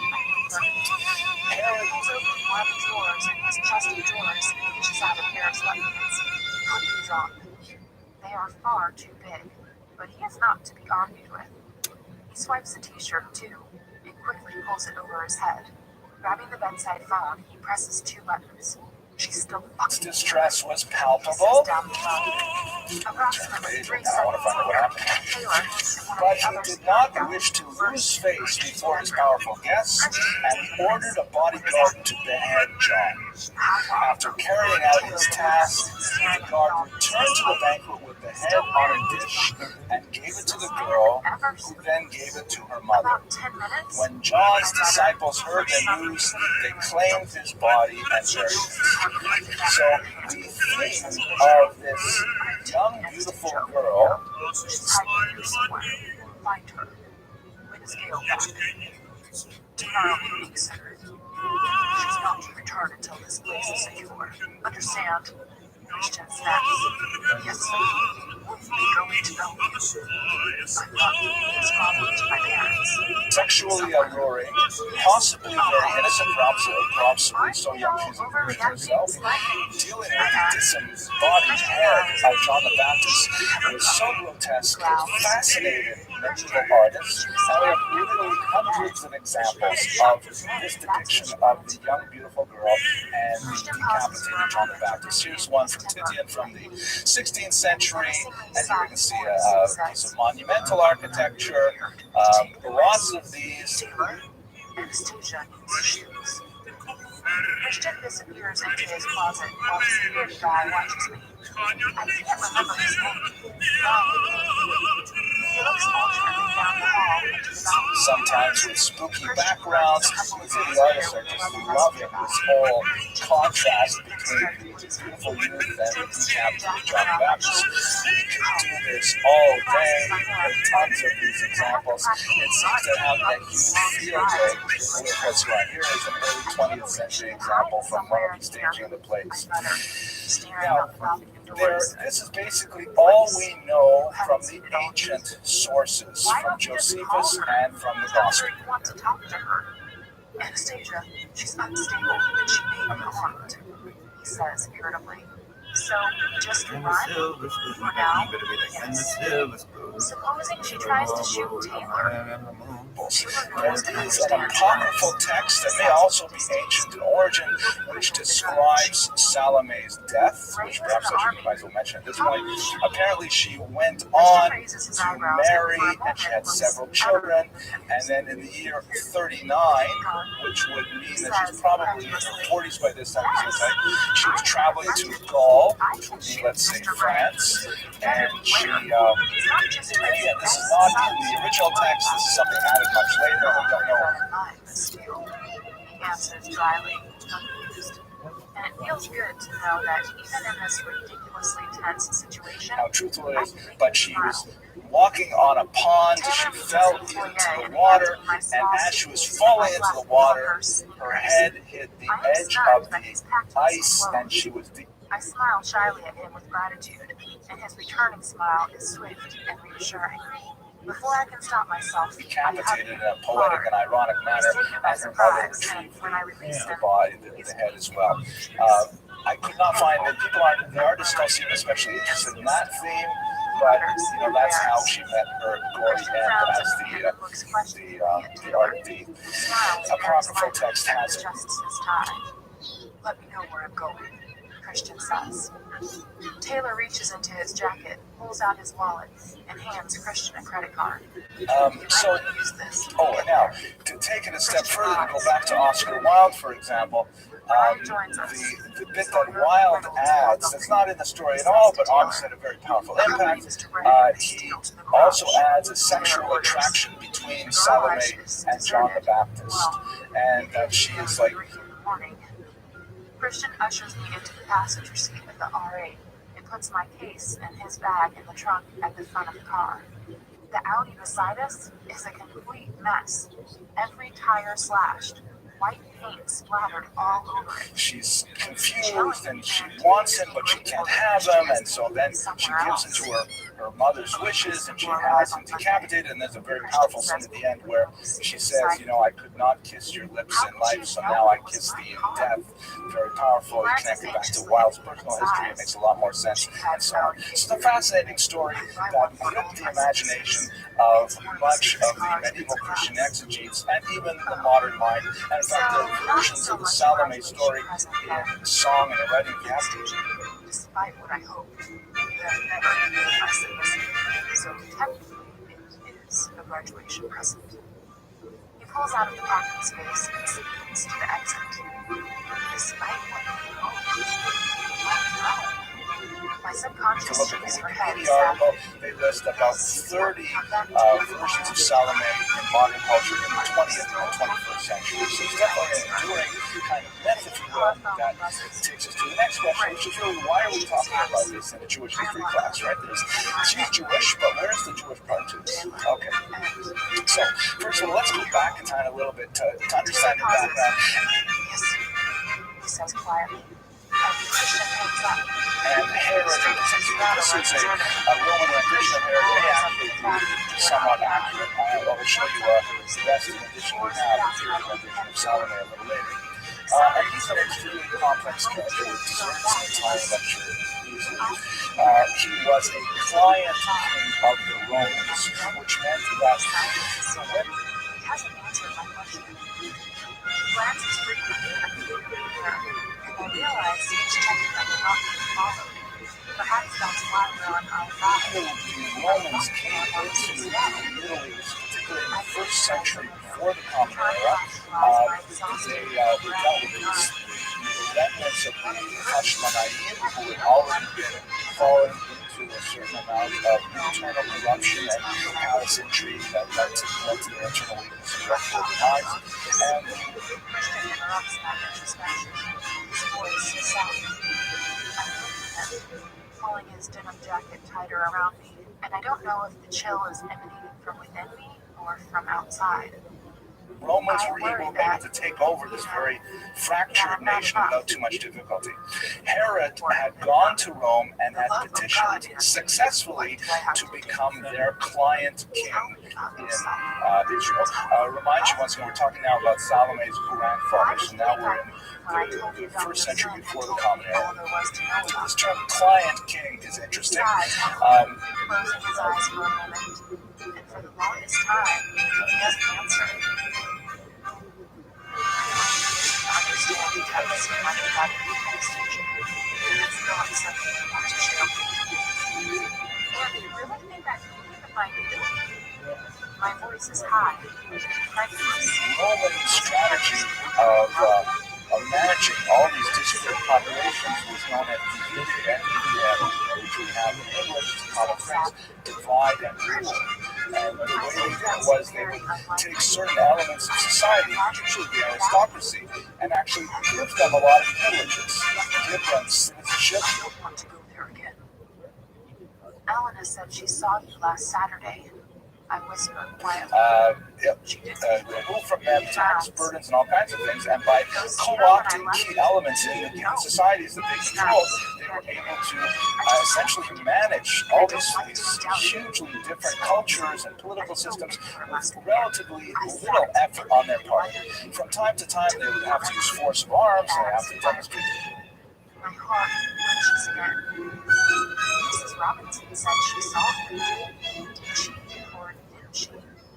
She's lying. Why?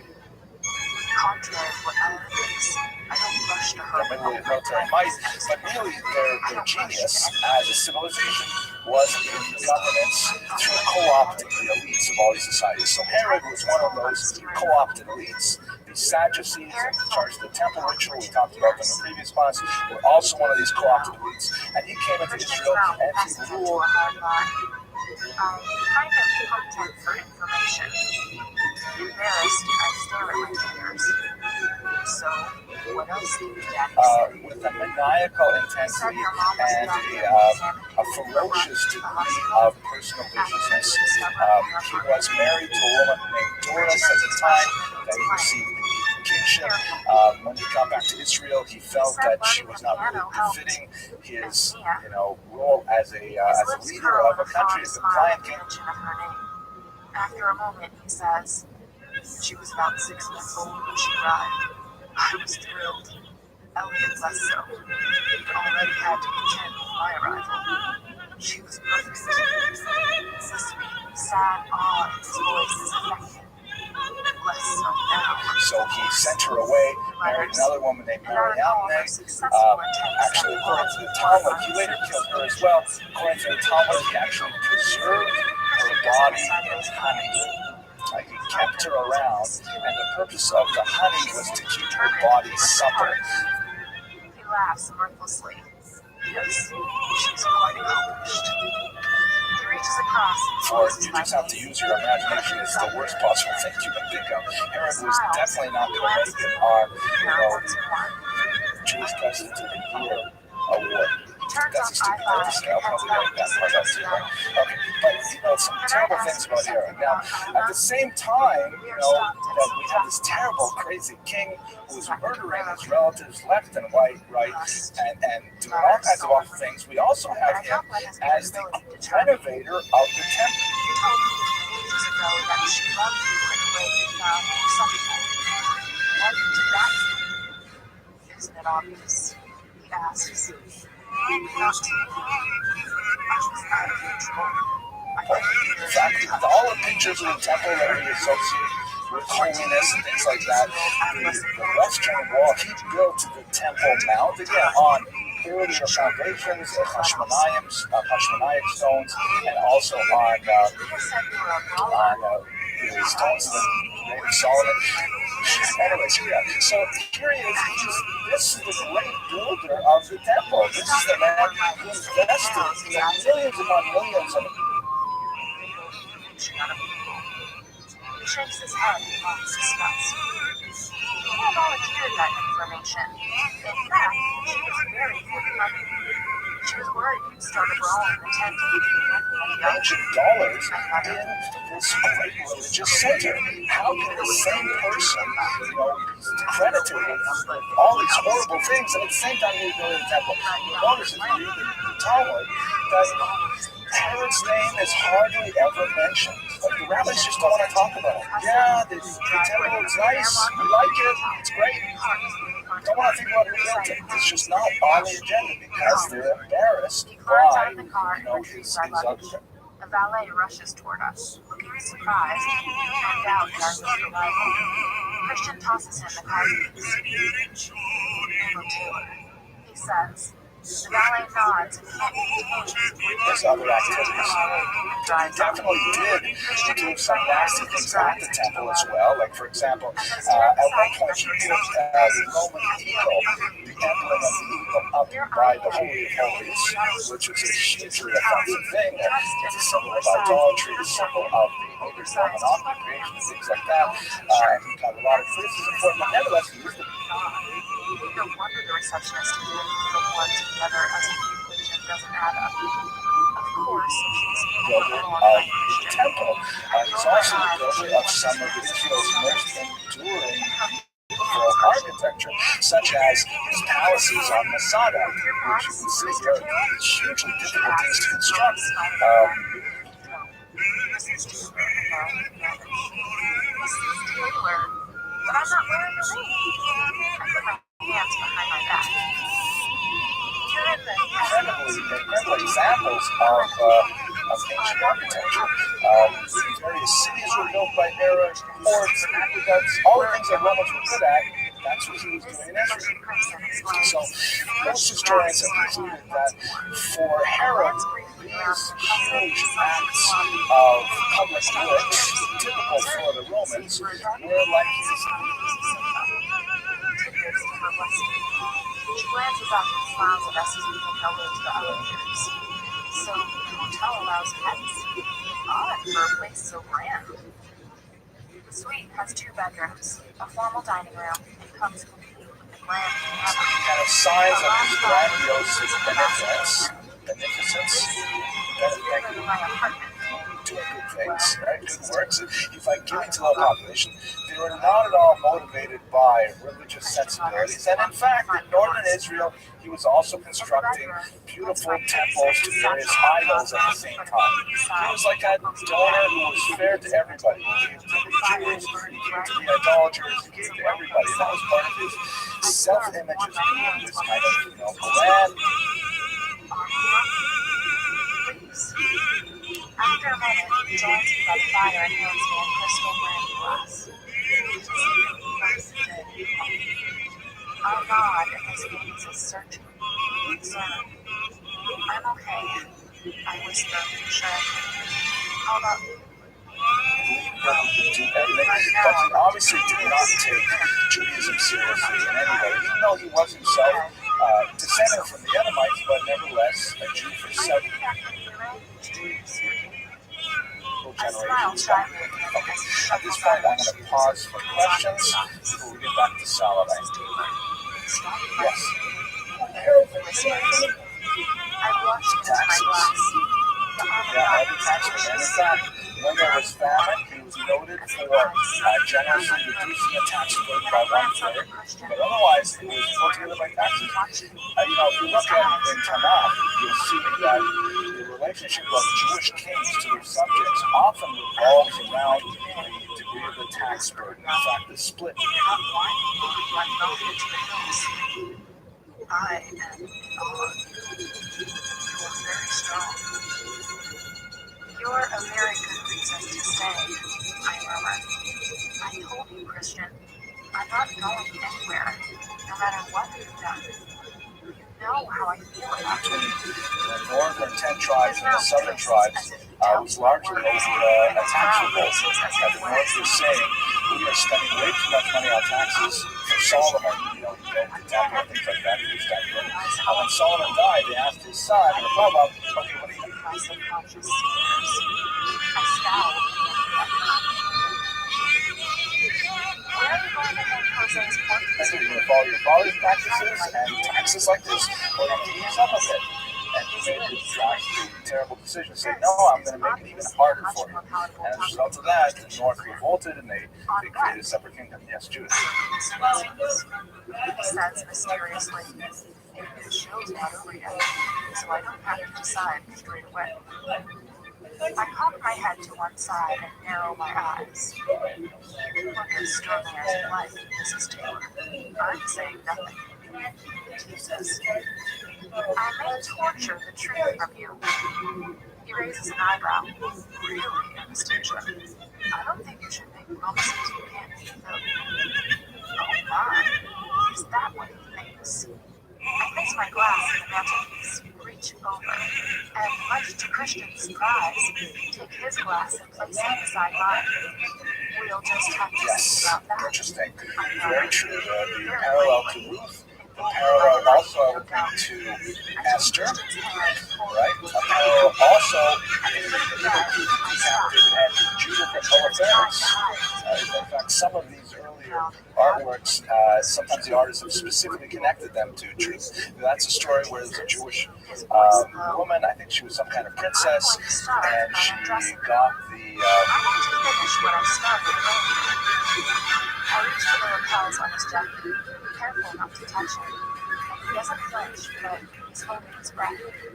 Gently, I push his jacket over his shoulders. His eyes stay on mine. All traces of my the Syrians, I think.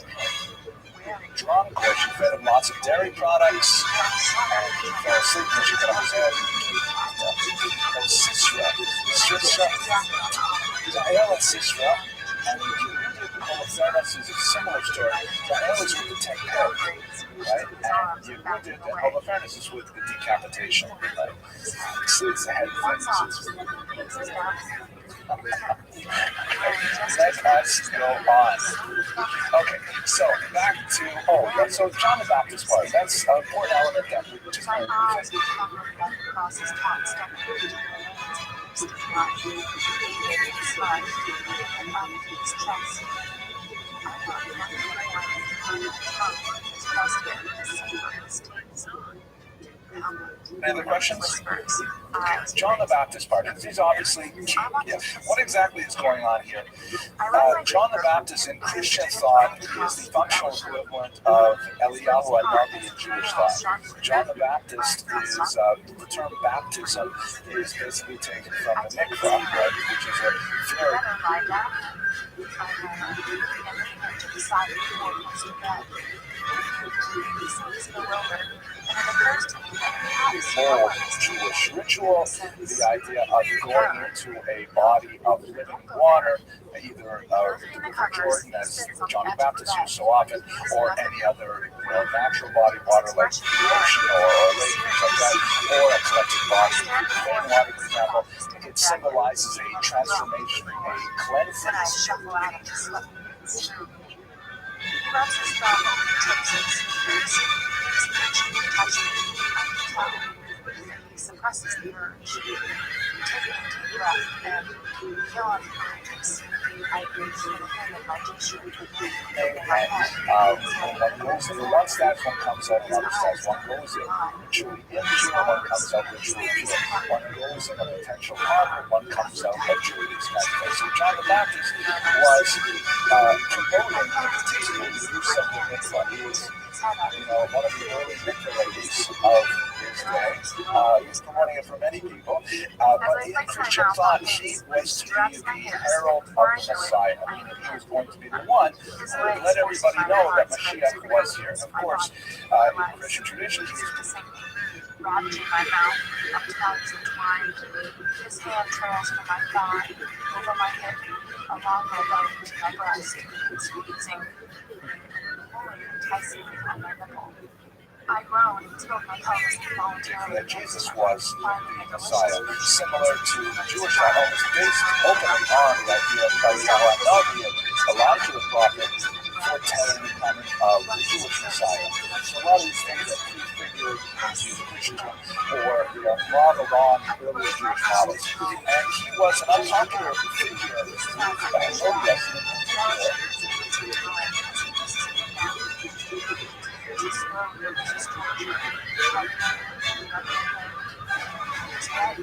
Yes, he, like the early Christian movement and the Pharisees, were antithetical to traditional authority. Because think about it, we're talking about this palace intrigue where you have people who are like marrying the wrong people against Jewish law, and the whole business with my tongue as avaricious as his. I trail my fingers down his arms, down his lower back into the waistband of his jeans, and push my intrepid hands inside, urging them on and on. A young Jewish girl dancing in front of a bunch of drunken men, that is definitely not kosher practice. This is not the kind of vision of speed and modesty, the way people should comport themselves. And people like John the Baptist and other Pharisees, because they're all in the same kind of intellectual framework and trajectory, are openly criticizing authority and saying, this is not what God wants from us, this is not what the Torah demands of us, and they're like thorns in the side of authority. His eyes close and deliciously slowly enters me. I grasp his arms and tilt my chin up, reveling in the exquisite full feeling of his possession. He runs his teeth along my chin, eases back, and then slides again. The authorities are all Jewish, and they all receive their power from Rome. They are unable to control this popular movement of resentment for the antinomian activities of the ruling authorities. Remember, this is the same kind of intellectual and moral force that will ultimately result in the First Roman Jewish War, the Second Roman Jewish War, which we'll talk about next week under Rabbi. There is a growing degree of separation between the common Jews, primarily Germany, riding my lower lip and absorbing his soft tones. I move my hands in his hair and surrender myself to his rhythm. As slowly and surely, my body climbs higher and higher and plateaus. Peasants at this time from their traditional leadership, and they're associating themselves with these charismatic local preachers, be they these early Christians who are basically Jews who are simply promoting Jesus as the Messiah, or more traditional faiths and Pharisaic leaders. And so for people like Herodias shown here, I don't know how long. It's so late and I'm so tired. But I just want to enjoy the quiet, serene the afternoon. mother in the 1923 film I showed you earlier, they view these people as do-gooders, holier-than-thou types who are really trying to undermine the basis of their authority. And so the conflict between Herod, the Sadducees, and these messianic figures like Jesus He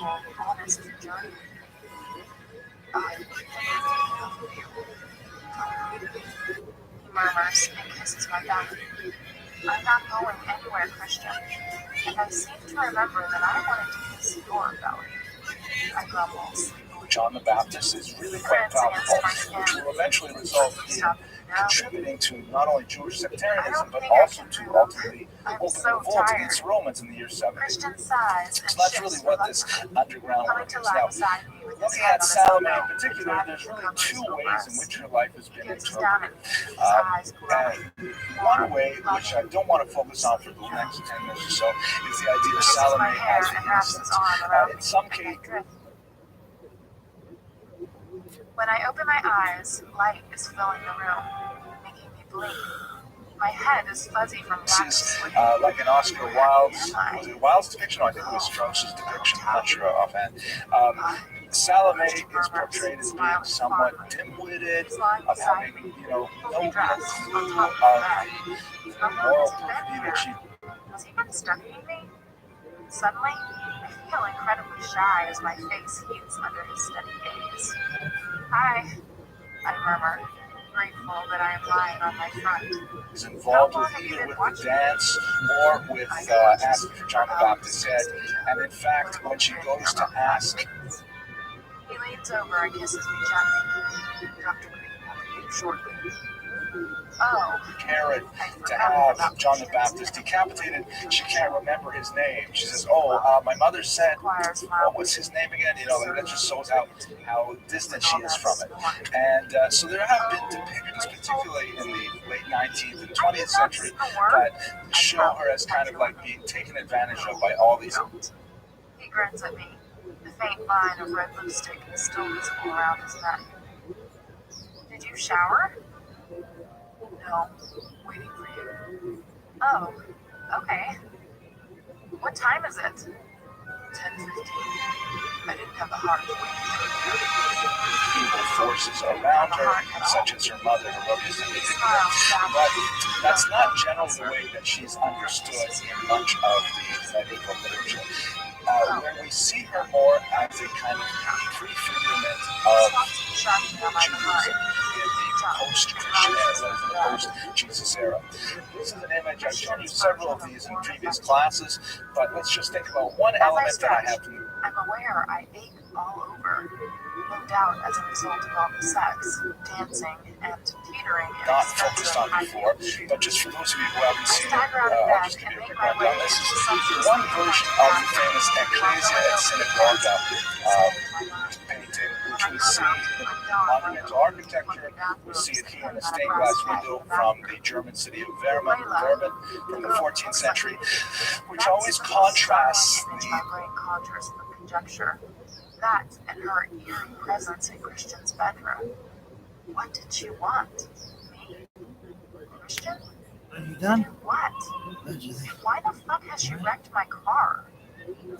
Christian said I would have another outing, like all his submissives. The thought is unwelcome. this church as being morally correct and upright and having power and so on, with the synagogue, which is dark and is immoral and is unfavored by God. So you see, there are certain elements that I'm only going to show you one.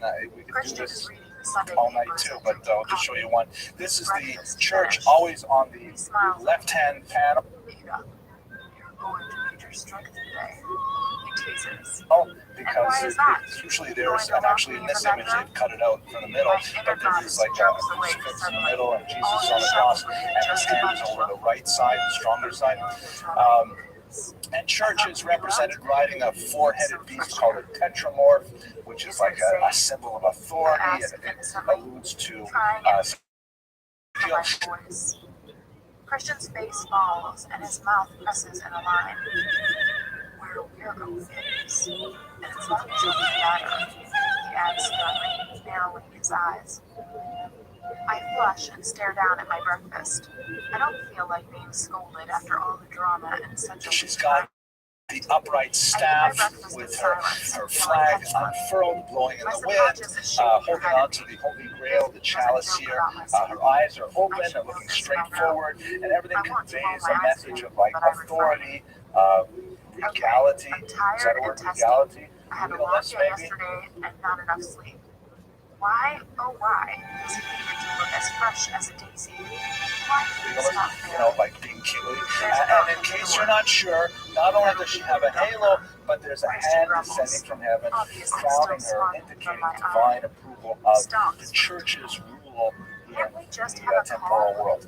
Now over here, though, is synagogue, and represented really quite differently. She's riding a donkey, which is as the tetramorph. Her very posture here is bent over. She's in an attitude of decline, almost depression. In a pale pink cashmere twin set and black pants, and her fine blonde hair is loose. And you just stop taking it, just like that? I flush, feeling beyond foolish. Yes? Could my voice be any smaller? Right, she's actually smaller than the church physically. The crown that she used to wear is knocked from her head, indicating the loss of favor from God. Her staff, which indicates her power, is broken. She's no longer in charge. The synagogue is in disfavor. And once again, to contrast. Taking no prisoners. Meekly, I accept the small plastic container. With the crown coming from heaven, there is a sword descending from heaven and piercing her through the top of her skull to get the point across, so to speak, that he's not in favor. Now, what is this bit here with the ram's head that she's holding on to? What is that all about? Welcome to the floor for analysis. I whisper a silent prayer. Judith, you must have an idea. What is that ram's head represent? When did you get started? How am I supposed to think about such minutia when all I can do is stare anxiously at the white stick? Wednesday? Not the one just gone, the one before that. June 1st? And when did you stop taking the pill? Sunday. Last Sunday. She purses her lips. Very You should be good. okay, she says sharply. I can tell by her expression that an unplanned pregnancy would not be welcome news. So I drop the Yeah, no, it's, you can. There's actually flesh on the bones. The eye is still intact. But I'm going to say that the microphone, so they hear it on the internet audience.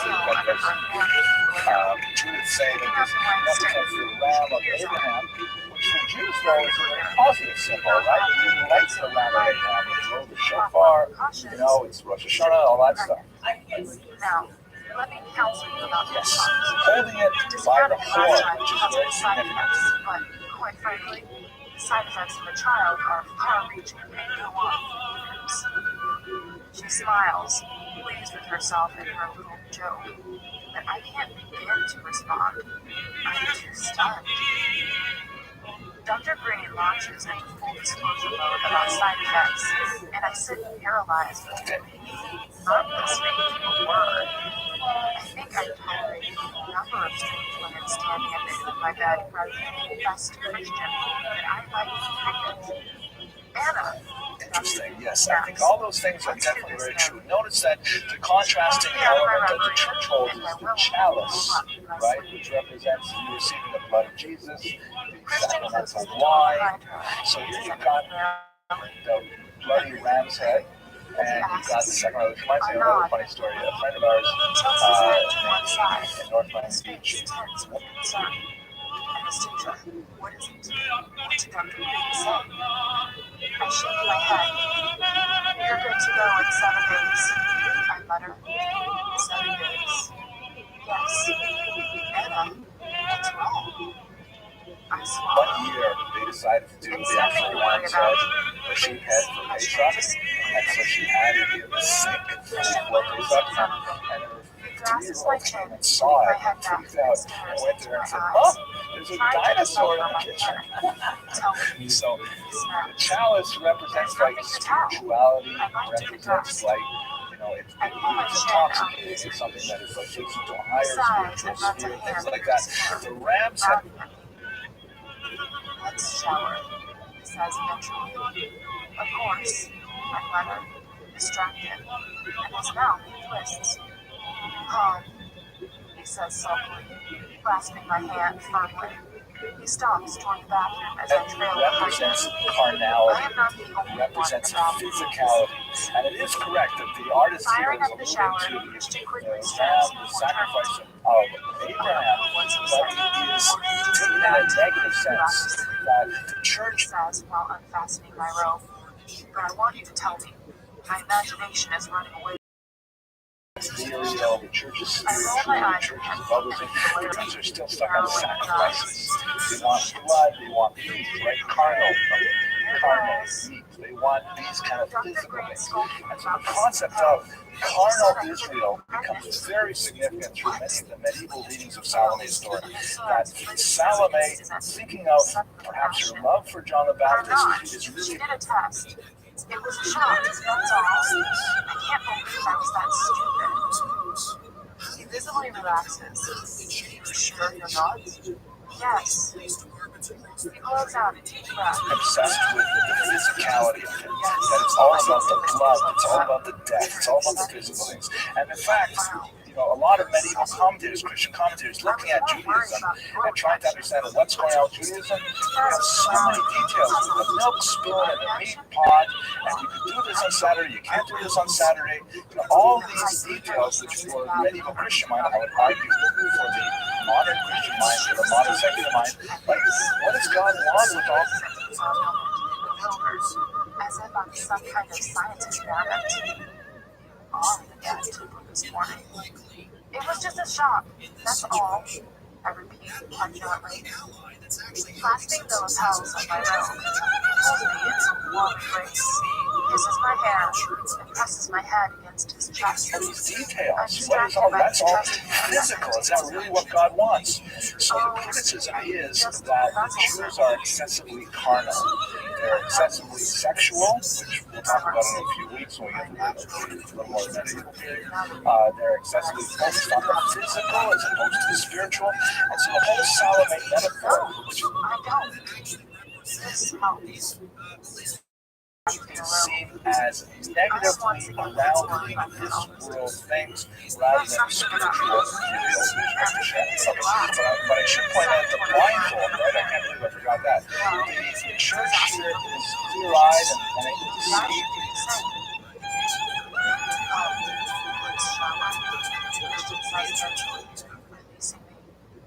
Stepping back, he peels me out of my robe, and I follow him into the cascading water, holding my face out into the torrent. There's room for both of us under the gargantuan shower head. Christian reaches for the shampoo and starts washing his hair. Whereas the synagogue is always blindfolded, cannot see the truth, cannot see what's going on. This is actually more a generic representation of all Jews, right, as embodied in this female figure of the synagogue. And it's important to note that the artwork is especially important because it's dealing with several hundred years of continuous. And so for people to understand, if they come to church and say, well, I don't understand, who are these Jewish people? And don't they come before us? And wasn't Jesus Jewish? I heard that someplace. And then the priest would be able to say, oh, check this out. This explains the whole relationship of Judaism and Christianity and so on. So it's really important to have this kind of monumental architecture. And it figures very prominently in a lot of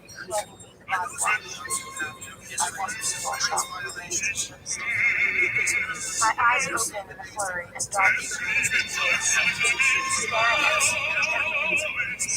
cathedrals and manuscripts, things like that.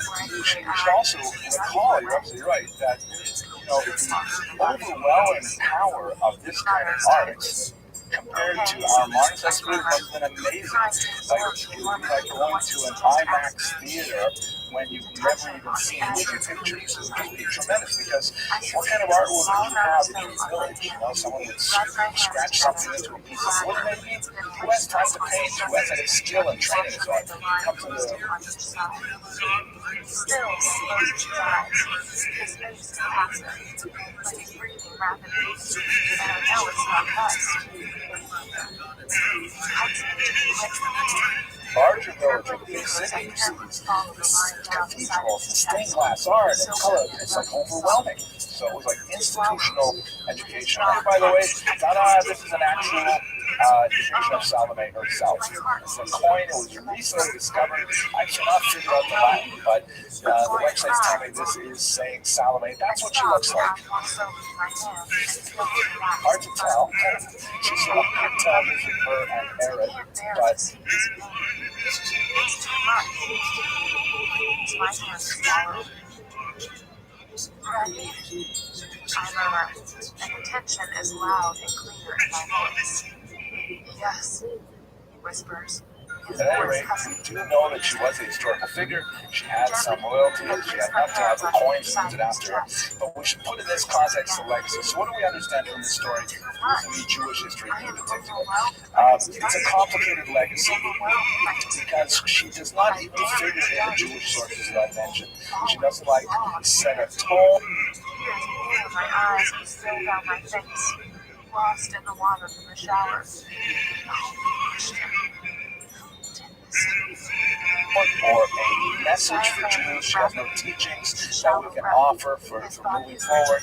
And she's basically invisible to all of Jewish history, except through perhaps one of the most well-read Jewish books, and that would be the Bible, and specifically, it's not that I'm talking about the Christian Bible, which does have to kiss away those aches and years of neglect, but I know I can't, and my tears fall uneven down my cheeks. He murmurs, his voice anguished as a reference to vacuum her there. tightened inside. Unfortunately, for the larger scope of Jewish history, the reading of Salome as a personification of Jews does not sit well with the way in which we prefer to be portrayed, because she's associated with carnality, with illicit sexuality, with promiscuity, and so on, and of course with bloodthirstiness and the eventual decapitation of John the Baptist. So she's a little bit of an outlier for most of the topics that we'll be discussing in this series. Next. I need you to touch me, but I just can't bear it. It's too much. I want to touch you too, more than you'll ever know. To see Next week, God willing, we're going to speak about Bar Kokhba, fascinating individual who led a revolt against the Romans in the 2nd century, and it was thought by many, including Rabbi Akiva, to actually be the Mashiach. It turned out he wasn't, but I think we'll have a lot to say in more conventional Jewish time next week. Thank you very much for your attention. So does your family. So do Alana and Layla. They have a strange way of showing it, but they do. You are Endurance, and then of course see you next week. He puts his finger over my lips and shakes his head, an agonized expression on his face. I can't do this. I'm nothing against you. I'm a husband man. I don't have a heart. Yes, you do. And I want it. All of it. You're a good man, Christian. A really good man. Don't ever doubt that. Look at what you've done. What you've achieved. I sob. Look at what you've done for me. What you've turned your back on. For me. I whisper. I know how you feel about me. He gazes down at me, his eyes wide and panicked, and all he hears is a steady stream of water as it flows over us in the shower. I whisper. His eyes widen further, and his mouth opens. He takes a huge breath as if winded.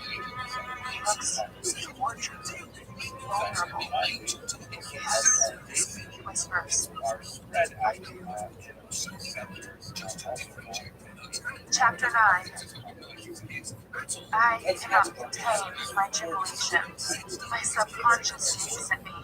Instead, silence. And I wear a face-splitting grin as I gaze longingly up into Christian's tortured eyes.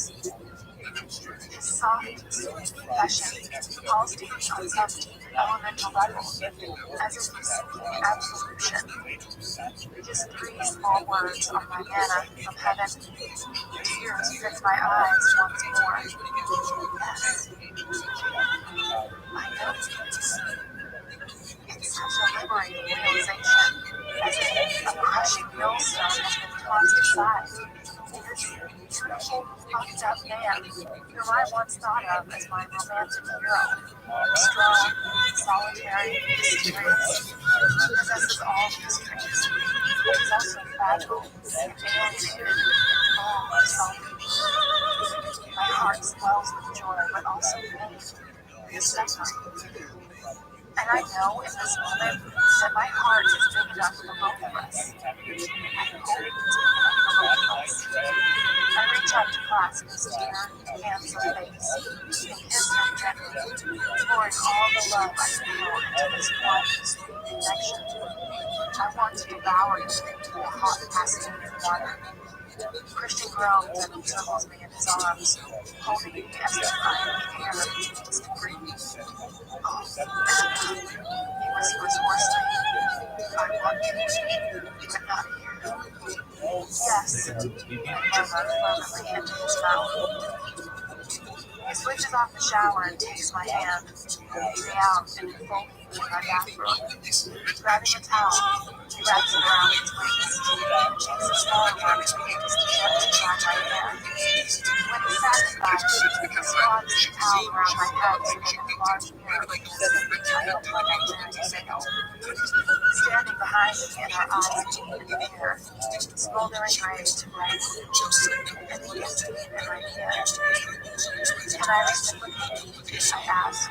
He nods, though his brow creases. I reach for another towel from the plethora of fluffy towels stacked beside the bed, and, standing before him on tiptoe, I start to dry his hair. He leans forward, processes his hair, and as I catch the occasional glimpse of his face beneath the towel, I see he's grinning like a small boy. It's a long time since anyone did this to me.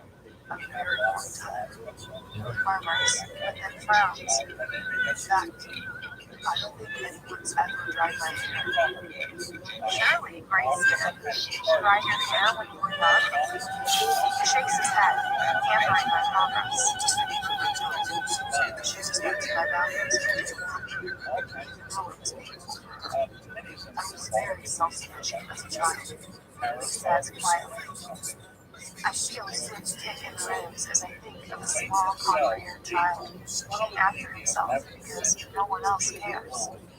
The thought is sickeningly sad, but I don't want my melancholy to hijack this philosophy of intimacy. Well, I'm honored. I gently tease him.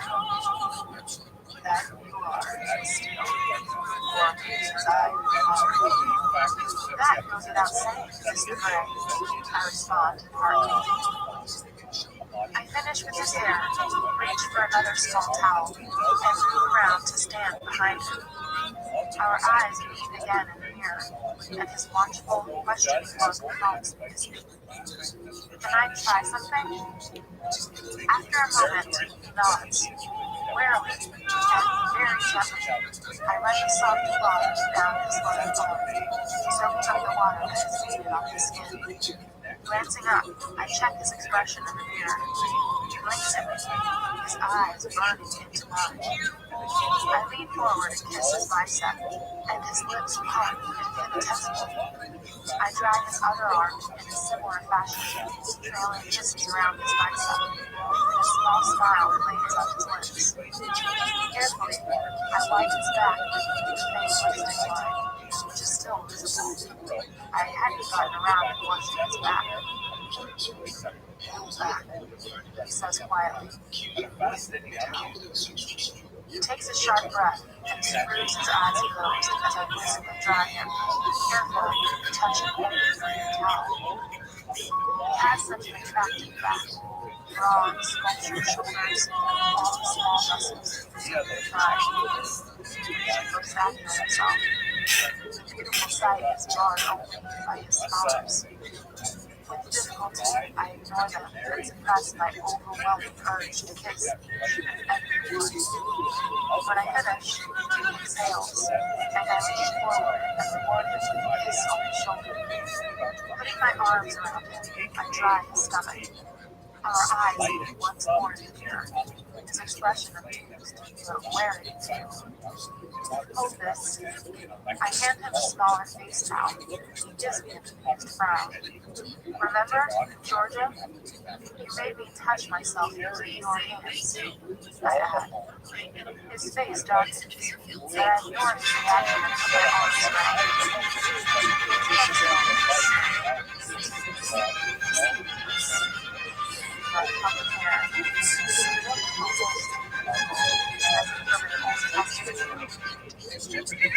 I reach for his hand, which he willingly entrusts me.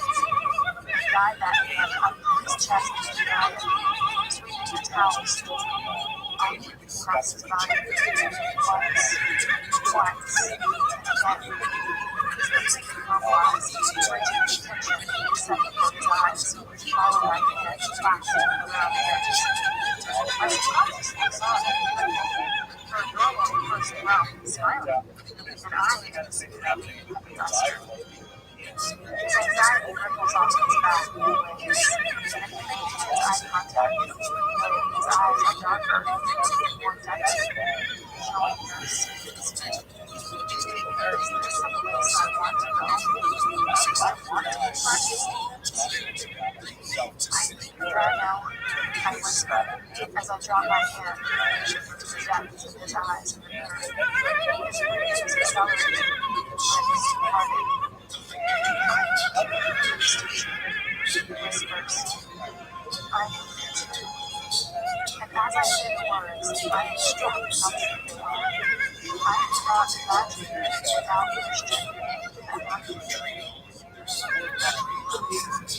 He says hoarsely.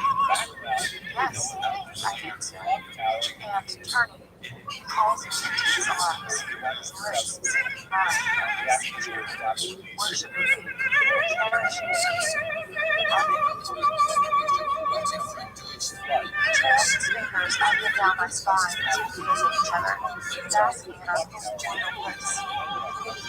We lie together, me on my front, hugging my pillow, he on his side, and I am treasuring his tender touch. I know that right now, he needs to touch me. I am falling for him, a source of solace, and how could I deny him that? I feel exactly the same about him. So, can we just, I know it. I bet. What? Particularly the first time. No, he smirks. Here I robbed you. I don't think you robbed me. I've never had it. I have never had this patient. I think my virtue is offered up pretty freely and willingly. I want to use. If I remember correctly, I rather enjoyed myself. I smile shyly at him, biting my lip. So did I, if I recall. He withdrawals, and his face softens, serious, and his usual nod. All trace of humor has vanished as he faces him. Yes, I am. I murmur back to him. I wanted to ask you something. Because your biological father, you know who he was? He's not his brow creases, and then he shakes his head. I have no idea. It wasn't the savages or men.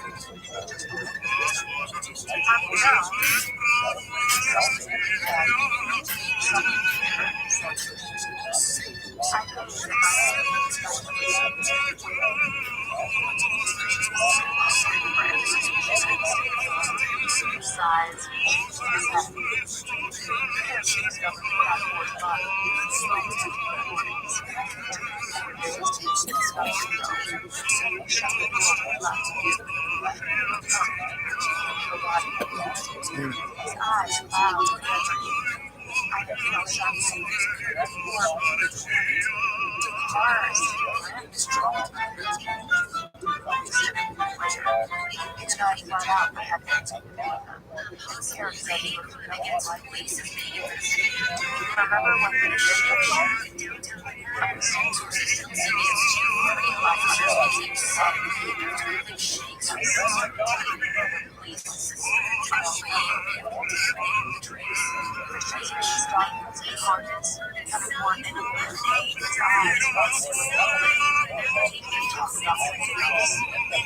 I'm sorry, I didn't mean to upset you.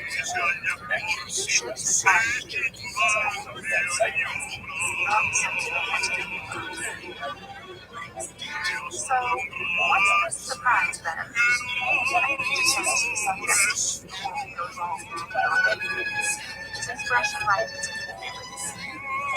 Just going out for some fresh air. I want to choose. Of course. I marvel at what's material as ever.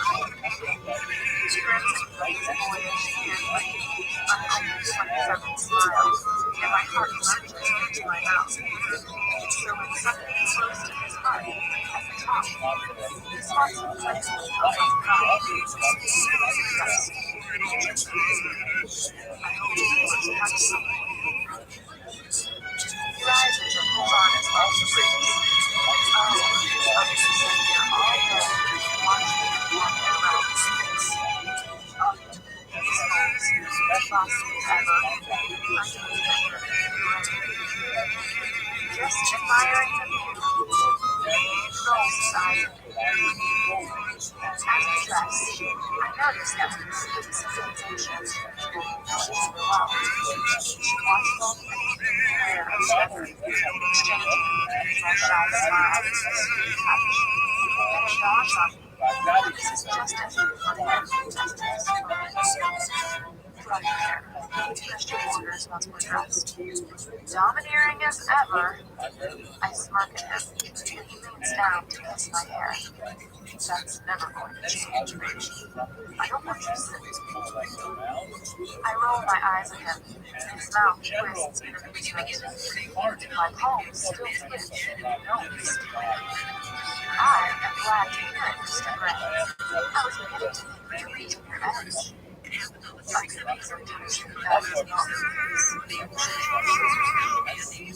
not Christian drags a large, pink sweater out of his bag and joins his arm over his shoulders. With his white t-shirt and jeans, his armpit ruffled hair down this, he looks as if he stepped out of the trees behind his glossy dress. No one should look like this. And I don't know if it's a momentary distraction of his preoccupation or the knowledge that he loves me, but his dread no longer fills me with dread. This is my intuition. This is the way to make this. As I reach for the hairdryer, a tangible ring of gold crosses his skin. No flying as it is wrong. Just how he recognizes his head.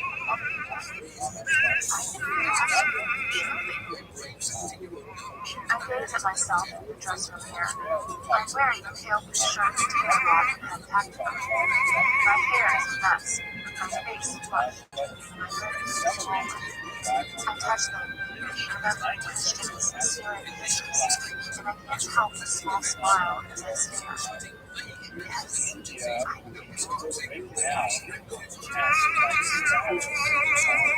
Where are we going exactly? I ask as we wait in the lobby for the parking valet. Christian taps the side of his nose and winks at me in his tutorial. It's like he's desperately trying to contain his voice. Frankly, it's very nice.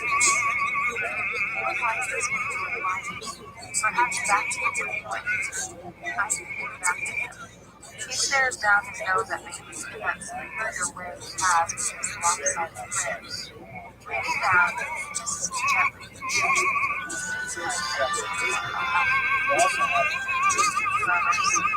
Yes, I know exactly the same the valet zooms up in Christian's car, wearing an enormous win. Jeez, everyone is so happy today. My car, sir, mumbles as he comes over. Christian winks and gives him an exceedingly large tip. I frown at him. Honestly. As we crash through traffic, Christian is deep in thought. A young woman's voice completely loudspeakers. It has him old, rich, low singer, and I feel myself sad and soulful.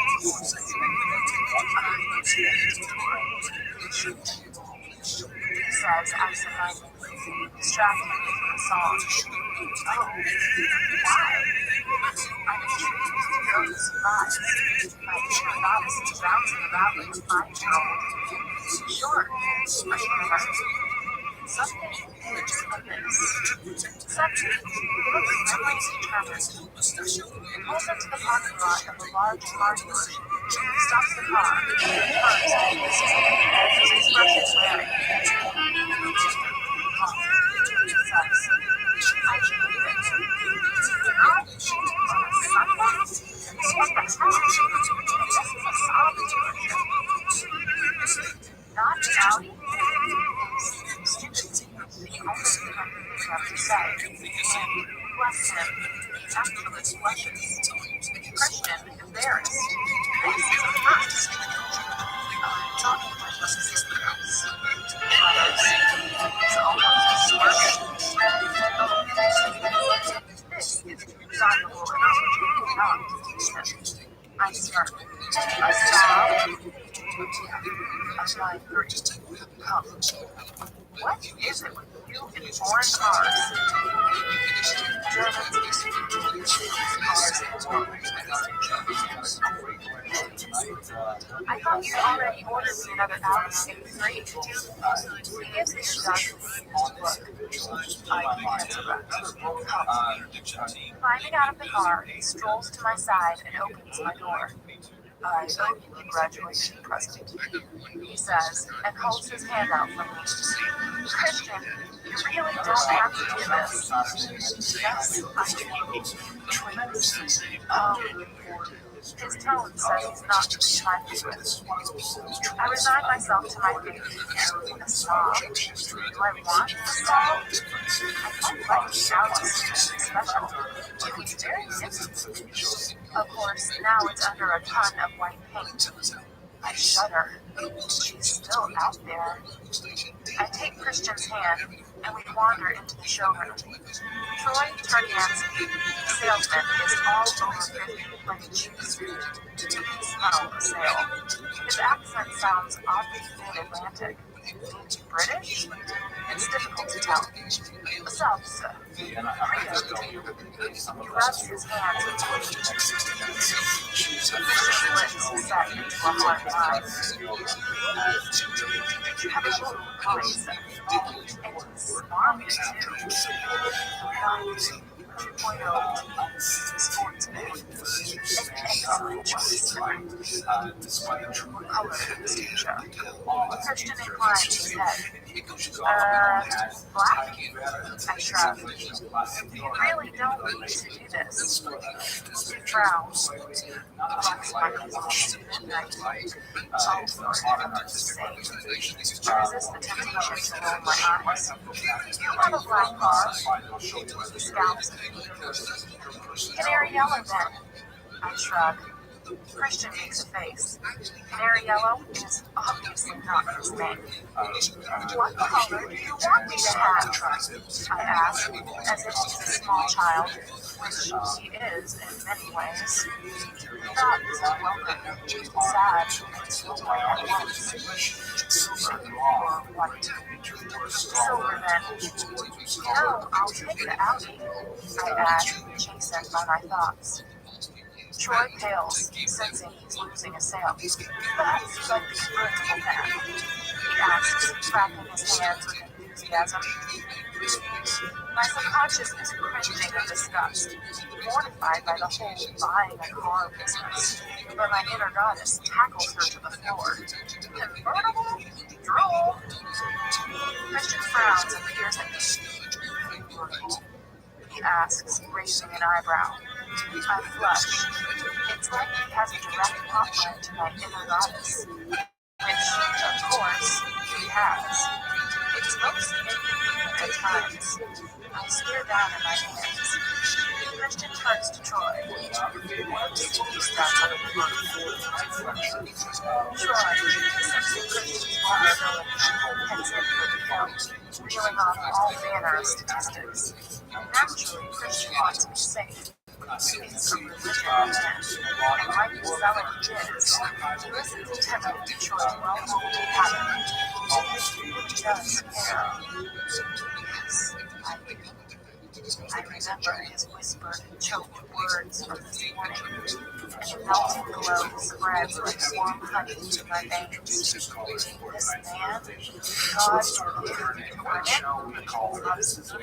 God I find myself grinning equally at him, and when he glances down at me, he's amused yet puzzled by my expression. I want to hug myself. I am so happy. Whatever you're high on, I'd like some to see. He murmurs as Troy heads off to his computer. I'm high on you, Mr. Gray. Well, you certainly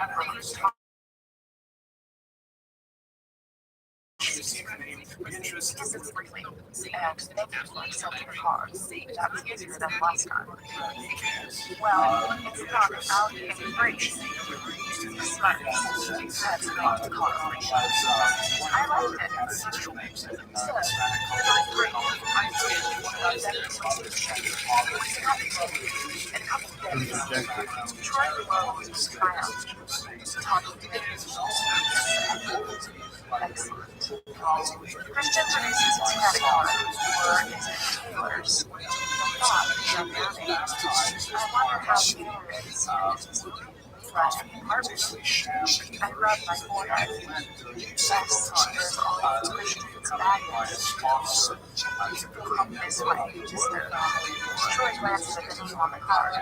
Right. Christian opens my door, and I climb back into the passenger seat. Thank you, I say when he sits beside me. He smiles. Most welcome, attempts to hear.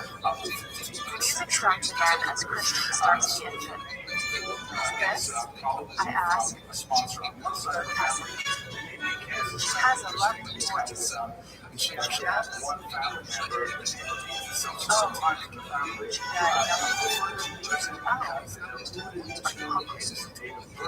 Oh, she got outline on his face. Yes.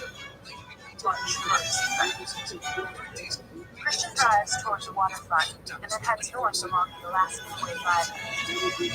Another beautiful day in Seattle. It's been uncharacteristically fine for the last few weeks.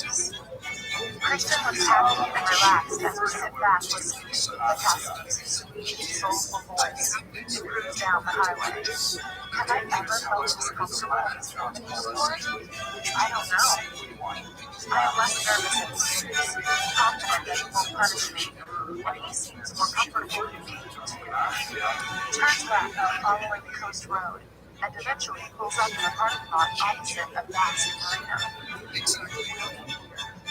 auto a translation of he says in such a way that I know it's not wise to move, and I watch him move around the car. Will this ever get old? I also have two We names. stroll on and on to the waterline, where the marina stretches out in front of us. I like to call my slave. So many boats. I murmur in wonder. There are hundreds of them in all shapes and sizes, bobbing up and down on the calm, still waters of the marina.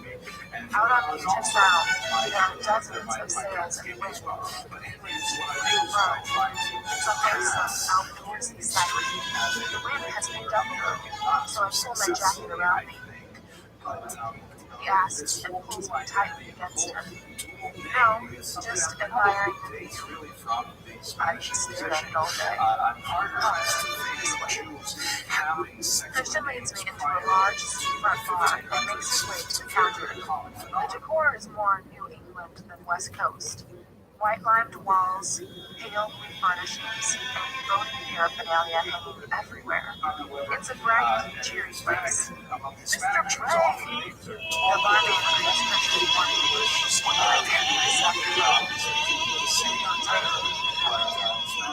Christian grins as we both slip on shorts. This look is interesting. Welcome to SB's place. Dante gives me a friendly smile. He's black and cold. His dog Al is sexy and not finding me wanting to good seats. One large diamond stripe winks at me from his ear.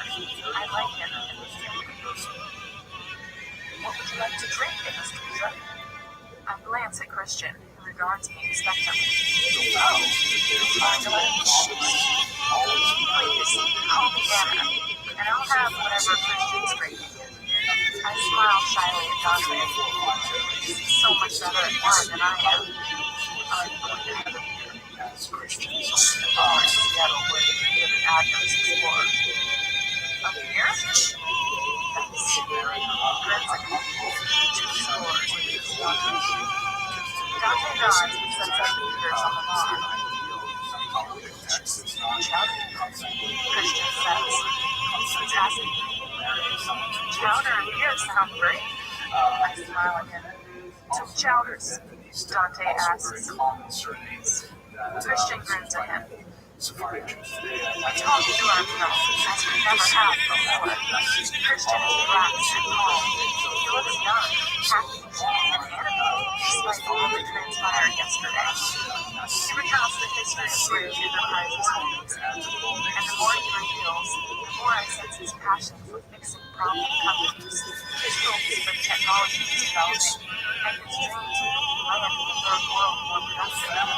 I listen with rapture. He's funny, clever, philanthropic, and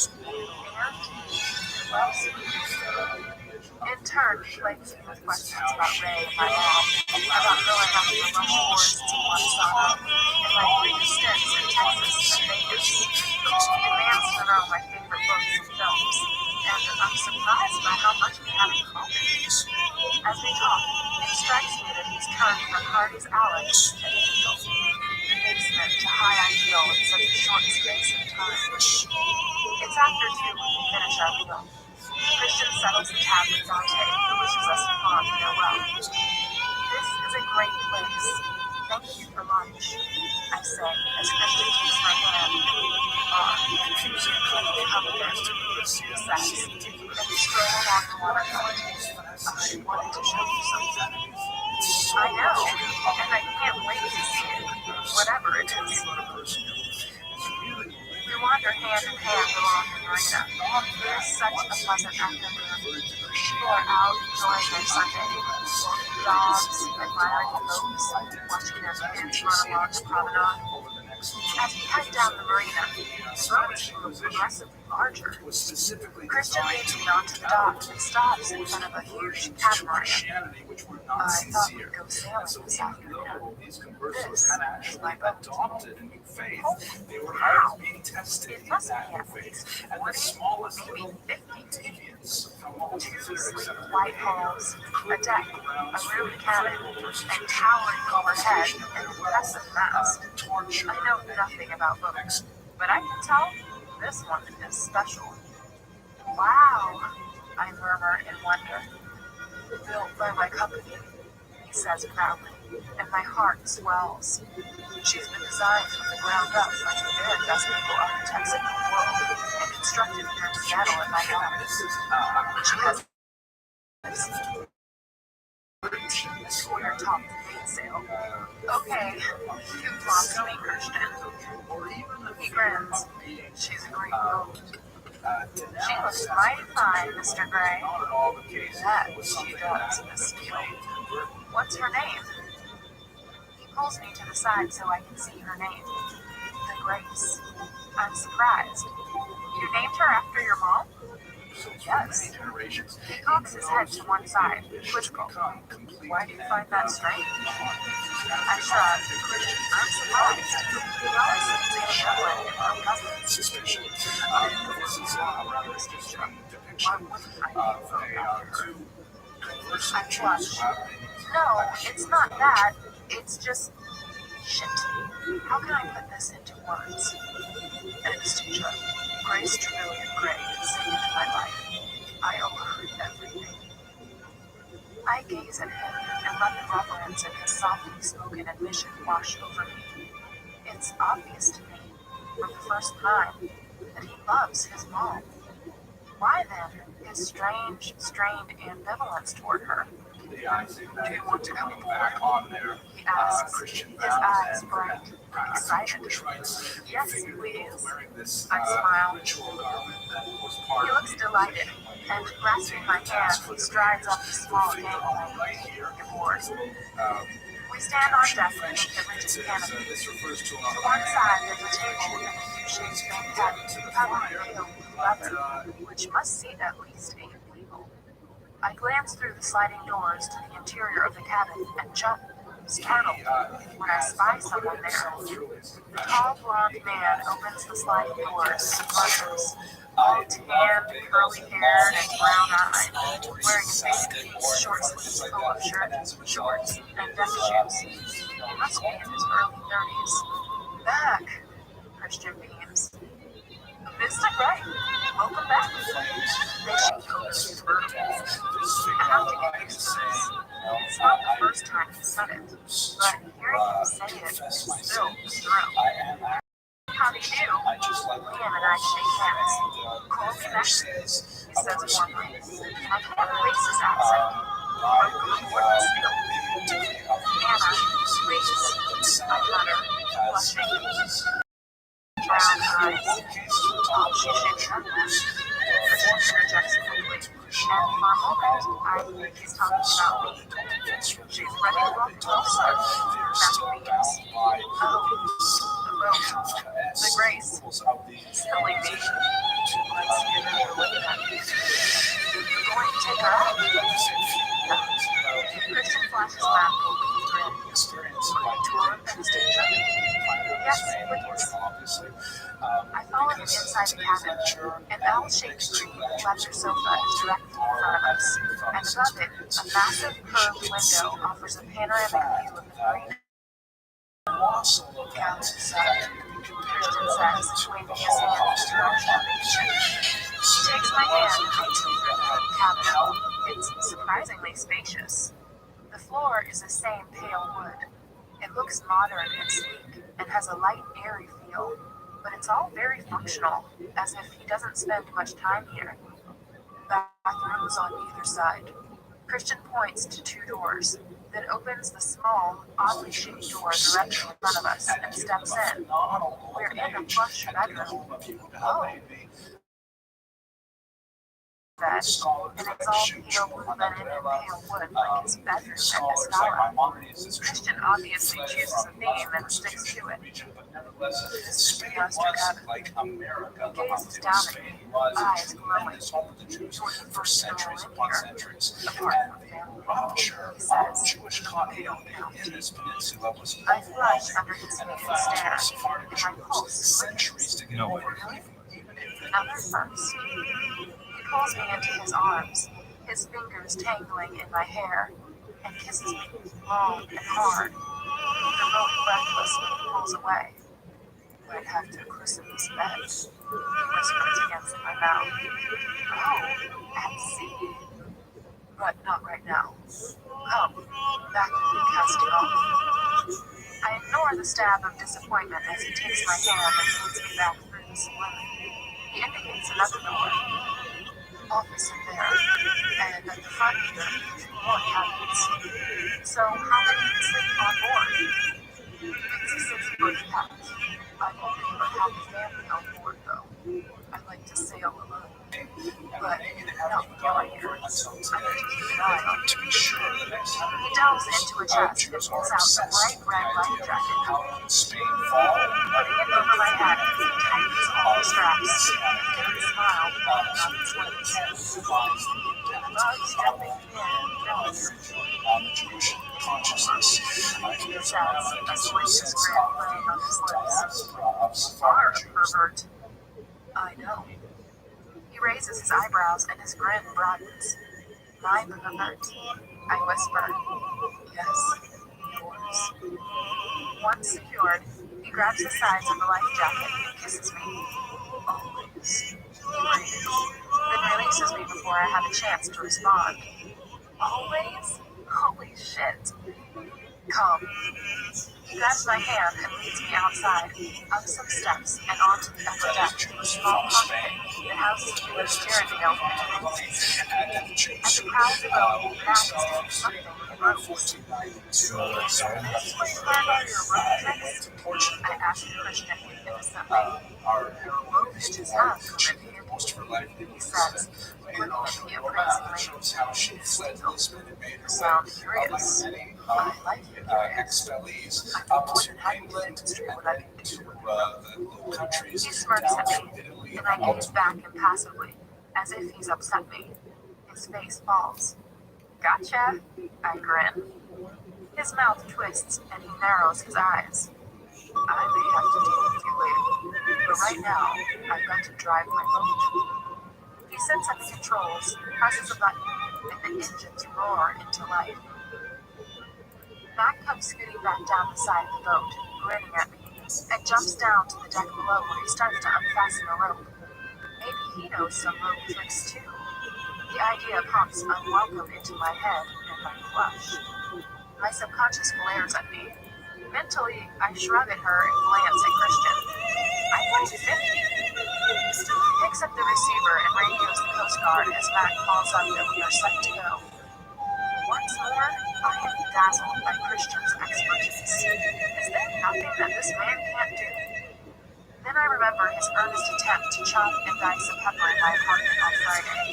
The thought makes me smile. Slowly, Christian eases the Grace out of her berth and toward the marina entrance. Behind us, a small crowd has gathered on the dockside to watch our departure. Small children are waving, and I wave back. Christian glances over his shoulder and pulls me between his legs and points out various dials and gadgets in the cockpit. Grab the wheel, he orders, bossy as ever, but I do as I'm told. Aye, aye, Captain, I giggle. Placing his hand snugly over mine, he continues to steer our course out of the marina, and within a few minutes, we are out on the open sea, the cold blue waters of Puget Sound. Away from the shelter of the marina's protective wall, the wind is stronger, and the sea pitches and rolls beneath us. I can't help but grin, feeling Christian's excitement. This is such fun. We make a large curve until we are heading west toward the Olympic Peninsula, the wind behind us. Sail time, Christian says, excited. Here, you take her. Keep her on this course. What? He grins, reacting to the horror in my face. Baby, it's really easy. Hold the wheel and keep your eye on the horizon over the bow. You'll do great. You always do. When the sails go up, you'll feel the drag. Just hold her steady. I'll signal like this. He makes a slashing motion across his throat, and you can cut the engines. This button here. He points to a large black button. Understand? Yes. I nod frantically, feeling panicky. Holy cow.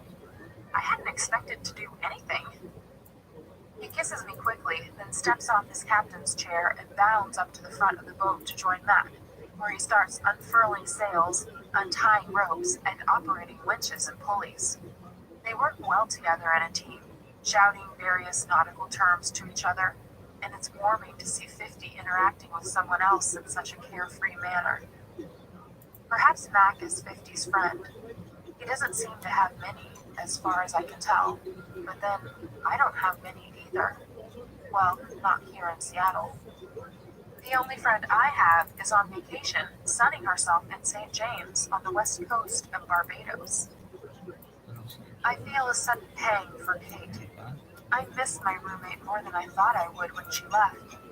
I hope she changes her mind and comes home with her brother Ethan, rather than prolong her stay with Christian's brother, Elliot. Christian and Mac hoist the mainsail. It fills and billows out as the wind seizes it hungrily, and the boat lurches suddenly, zipping forward. I feel it through the wheel. Whoa. They get to work on the headsail, and I watch, fascinated as it flies up the mast. The wind catches it, stretching it taut. "Hold her steady, baby, and cut the engines," Christian cries out to me over the wind, motioning me to switch off the engines. I can only just hear his voice, but I nod enthusiastically, gazing at the man I love, all windswept, exhilarated, and bracing himself against the pitch and yaw of the boat. I press the button. The roar of the engines ceases, and the Grace soars toward the Olympic Peninsula, skimming across the water as if she's flying. I want to yell and scream and cheer. This has to be one of the most exhilarating experiences of my life. Except perhaps the glider, and maybe the red room of pain. Whoa, this boat can move. I stand firm, grasping the wheel, fighting the rudder, and Christian is behind me once more, his hands on mine. "What do you think?" he shouts above the sound of the wind and the sea. "Christian, this is fantastic!"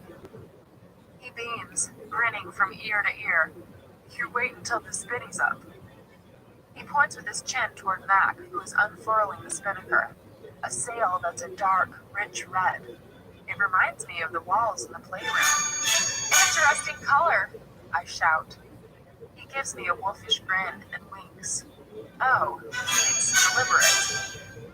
The spinny balloons out, a large, odd, elliptical shape, putting the Grace in overdrive. Finding her head, she speeds over the sound. "Asymmetrical sail, for speed." Christian answers my unasked question. "It's amazing." I can think of nothing better to say. I have the most ridiculous grin on my face as we drift through the water, heading for the majesty of the Olympic Mountains at Bainbridge Island.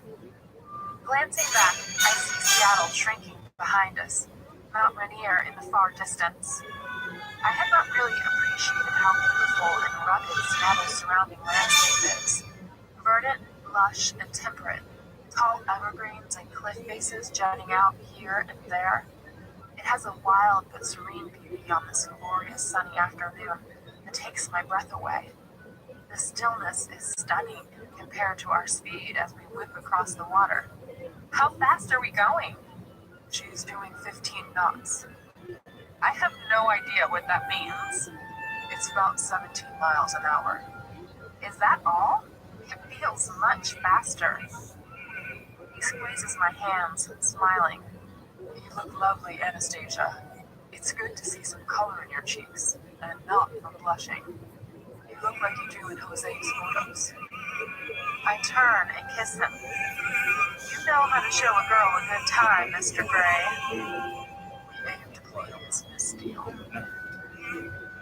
He scoops my hair out of the way and kisses the back of my neck, sending delicious tingles down my spine. "I like seeing you happy," he murmurs and tightens his arms around me. I gaze out over the wide blue water, wondering what I could possibly have done in the past to have fortune smile and deliver this man to me. "Yes, you're a lucky bitch," my subconscious snaps. "But you have your work cut out with him. He's not going to want this vanilla crap forever. You're going to have to compromise." I glare mentally at her snarky, insolent face and rest my head against Christian's chest. Deep down, I know my subconscious is right. But I banish the thoughts. I don't want to spoil my day. An hour later, we are anchored in a small, secluded cove off Bridge Island. Mac has gone ashore in the inflatable dinghy. For what? I don't know. But I have my suspicions because as soon as Mac starts the outboard engine, Christian grabs my hand and practically drags me into his cabin. A man with a mission. Now he stands before me, exuding his intoxicating sensuality as his deft fingers make quick work of the straps on my life jacket. He tosses it to one side and gazes intently down at me, eyes dark, evaluative. I am already lost and he's barely touching me. He raises his hand to my face, and his fingers move down my chin, column of my throat, my sternum, sealing with his touch, the first button of my new blouse. I want to see you. He breathes, and dexterously undoes the button. Then he plants a soft kiss on my parted lips. I am panting and eager, aroused by the combination of his captivating beauty, his raw sexuality in the confines of this cabin, and the gentle sway of the boat. He stands back. Strip for me, he whispers, eyes burning. Oh my, I'm only too happy to comply. Not taking my eyes off his, I slowly undo each button, savoring his scorching gaze. Oh, this is heavy stuff. I see his desire. It's evident on his face and elsewhere. I let my shirt fall to the floor and reach for the button on my jeans. Stop, he orders. Sit.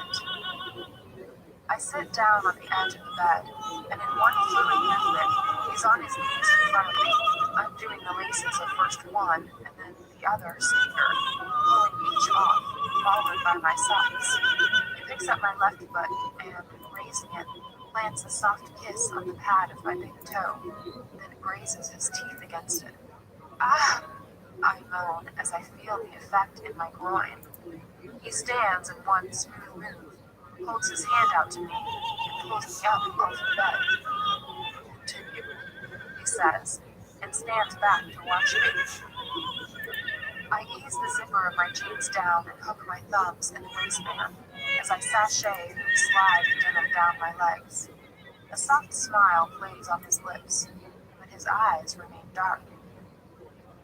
And I don't know if it's because he made love to me this morning, and I mean really made love to me, gently, sweetly, or if it was his impassioned declaration, yes, I do. But I don't feel embarrassed at all. I want to be sexy for this man. He deserves sexy. He makes me feel sexy. Okay, it's new to me, but I'm learning under his expert tutelage. And then again, so much is new to him, too. It balances the seesaw between us a little, I think. I am wearing some of my new underwear, a white lacy thong and matching bra, a designer brand with a price tag to match. I step out of my jeans and stand there for him in the lingerie he's paid for, but I no longer feel true. Well, I feel things. Reaching behind, I unhook my bra, sliding the straps down my arms and dropping on top of my blouse. Slowly, I slip my panties off, letting them fall to my ankles, and step out of them, surprised by my grace. Standing before him, I am naked and unashamed, and I know it's because he loves me. I no longer have to hide. He says nothing, just gazes at me. All I see is his desire, his adoration even, and something else. The depth of his need, the depth of his love for me. He reaches down, lifts the hem of his cream-colored sweater, and pulls it over his head, followed by his t-shirt, feeling his chest, never taking his bold gray eyes off mine. His shoes and socks follow before he grasps the button of his jeans. Reaching over, I whisper, "Let me." His lips burst briefly into an shape, and he smiles. The best. I step toward inside the waistband of his jeans and tug, so he's forced to take a step closer to me. He gasps involuntarily at my unexpected audacity and smiles down at me. I undo the button, but before I unzip him, I let my fingers wander, tracing his direction through the soft pillow. He flexes his hips into my palm and closes his eyes. He whispers and clasps my face with both hands, bending to kiss me. I put my hands on his hips, half on his cool skin and half on the low slung waistband of his jeans. So are you, I murmur against his lips as my thumbs rub slow circles on his skin. He smiles. Getting there. I move my hands to the front of his jeans and pull down the zipper. My intrepid fingers move through his boudoir to his erection, and I grasp him tightly. He makes a low sound with his lips, his feet washing over me, and he kisses me again, lovingly. As my hand moves over him, around him, stroking him, squeezing him tightly, he puts his arms around me, his right hand flat against the middle of my back and his fingers spread. His left hand is in my hair, holding me to his mouth. Oh, I want you so much, baby. To remove his jeans and boxers in one swift, agile move. He is a fine sight in or out of clothes. Every single inch of him is perfect. Desecrated only by his scars, I think beside me. They run so much deeper than his skin. What's wrong, Emma? He murmurs and gently strokes my cheek with his knuckles. Nothing. Love me now. He pulls me into his arms, kissing me, twisting his hands into my hair. Our tongues entwine. He walks me backward to the bed and gently lowers me onto it, following me down so that he's lying by my side. He runs his nose along my jawline as my hands move to his hair. Do you have any idea how exquisite your scent is now? It's irresistible. His words do what they always do. Flame my blood, quicken my pulse, and he trails his nose down my throat, across my breasts, kissing me reverentially as he does. You are so beautiful, he murmurs to bed. Let me hear you, baby. His hand trails down to my waist, and I glory in the feel of his touch, skin to skin, his hungry mouth at my breasts, and his long fingers caressing and stroking me, cherishing me, moving over my hips, over my behind, and down my legs to my feet. And all this time he's kissing and sucking my breasts. Grasping my knee, he suddenly hitches up my leg, curling it over his hips, making me gasp, and I feel, rather than see, his responding grin against my skin.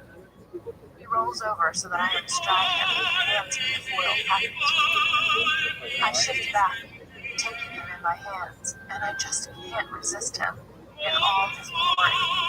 I bend and kiss him, taking him in my mouth, swirling my tongue around him, then sucking hard. He groans and flexes his hips so that he's deeper in my mouth. He tastes good. I want him inside me. I sit up and gaze at him. He's breathless, mouth open, watching me intently. Hurriedly, I tear open the condom and unroll it over him. He holds out his hands for me. I take one and with my other hand position myself over him, slowly claim him as mine. He groans low in his throat, closing his eyes. The feel of him in me, stretching, filling me. I moan softly. It's divine. He places his hands on my hips and moves me up, down, and pushes into me. Oh, it's so good. Oh, baby, he whispers. And suddenly he sits up so we're nose to nose, and the sensation is extraordinary, so full.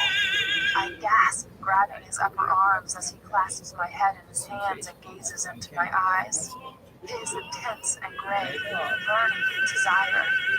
Oh, I kiss him back, dizzy with the delicious feeling of him buried deep inside me. Oh, I love you, I murmur, so that I'm lying beneath he caresses his beautiful face. Very slowly, he starts to move, closing his eyes as he does and moaning softly. The gentle sway of the boat and the peace and quiet tranquility of the cabin are broken only by our mingled breaths as he moves slowly in and out of me. So controlled and so good. It's heavenly. He puts his arm over my head, his hand on my hair, and he caresses my face with the other as he bends to kiss me.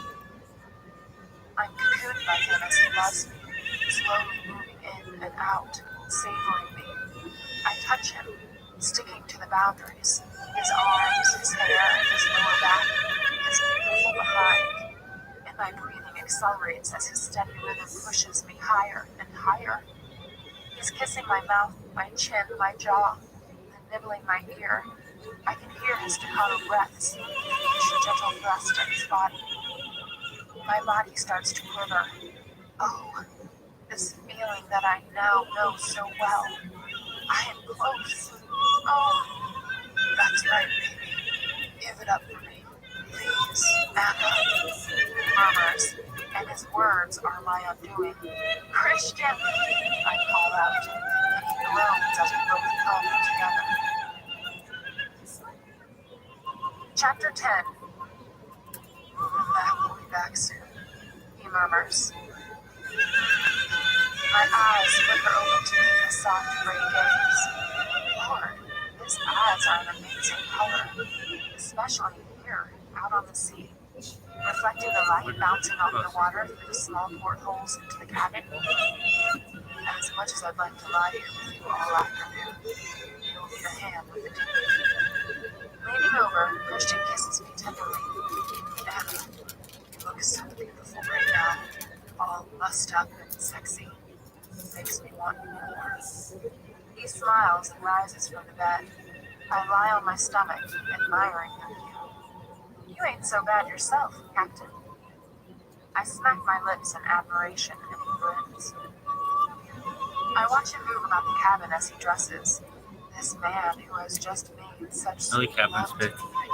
I can hardly believe my good fortune. What? I can't quite believe that he's mine. He sits down beside me to put on his shoes. I mean, you look totally like a man, but you can also look like a totally lesbian. Well, Not necessarily. I am a master of this vessel. Really? I've known of you for. You are master of my heart, Mr. Gray, Yeah, we. and my body, and my soul. At least that sounds like a girl's name. He shakes his head incredulously No. and bends to kiss me. I'll be on deck. There's a shower in the bathroom. He asks solicitously, and all I can do is grin at him. Is this the same man? Is this the same 50? What? He says, reacting to my stupid grin. You? What about me? Who are you and what have you done with Christian? His lips twitch with a sad smile. He's not very far away, baby, he says softly, and there's a touch of melancholy in his voice that makes me instantly regret asking the question. But he shakes it off. You'll see him soon enough. He smirks at me, especially if you don't get up. Reaching over, he smacks me hard a few times while I yelp and laugh at the same time. You had me worried. Did I now? Christian's brow creases. Mostly used to signals anesthesia. How's a man supposed to keep up? He leans down and kisses me again. Leaders, baby. He adds, and with a dazzling smile, he gets up and moves me to my scattered thoughts. When I surface on deck, Mac is back on board, but he disappears onto the upper deck as I open the saloon doors. Christian is on his BlackBerry. I wonder. He wanders over and pulls me close, kissing my hair.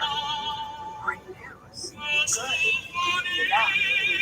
Really? This virus in the stairwell? I see.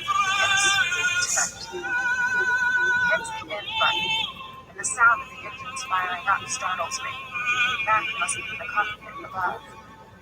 Time to head back, Christian says, kissing me once more as he straps me into my life jacket. The sun is low in the sky behind us as we make our way back to the marina, and I reflect on a wonderful afternoon. Under Christian's careful, patient mission, I have now stowed a mainsail, a headsail, and a spinnaker, as well as learned to tie a reef knot, float hitch, and sheathing. His lips were twitching throughout the lesson. "I'm gonna tie you up one day," I muttered crabbily. His mouth twists with humor. "You'll have to catch me first, Steel." His words bring to mind him chasing me around the apartment, thrill, and my face spectacular. I frown and shudder. After that, I left him. Would I leave him again now that his face loves me? I gaze up into his clear gray eyes. Would I ever leave him again? No matter what he did to me? Could I betray him like that? No, I don't think I could. He's given me a more thorough tour of this beautiful boat, explaining all the innovative designs and techniques, and the high-quality materials used to build it. I remember the interview when I first met him. I picked up then on his passion for ships. I thought his love was only for the ocean-going freighters his company builds, not for super sexy, sleek catamarans too. And, of course, he's made sweet, unhurried love to me. I shake my head, remembering my body bowed and wanting beneath his expert hands. He is an exceptional lover, I'm sure, though, of course, I have no comparison. But Kate would have raved more if it was always like this. It's not like her to hold back on details. But how long will this be enough for him? I just don't know. And the thought is unnerving. Now he sits, and I stand on the safe circle of his arms for hours, it seems, in comfortable, companionable silence as the Grace glides closer and closer to Seattle. I have the wheel, Christian advising on adjustments every so often. "There is poetry of sailing as old as the world," he murmurs in my ear. That sounds like a quote. I sense his grin. It is. Antoine de Saint-Exupéry. Oh, I adore The Little Prince. Me too. It is early evening as Christian, his hand still on mine, steers us into the marina. There are lights winking from the boats, reflecting off the dark water, but it is still light, a balmy, bright evening, an overture for what is sure to be a spectacular sunset.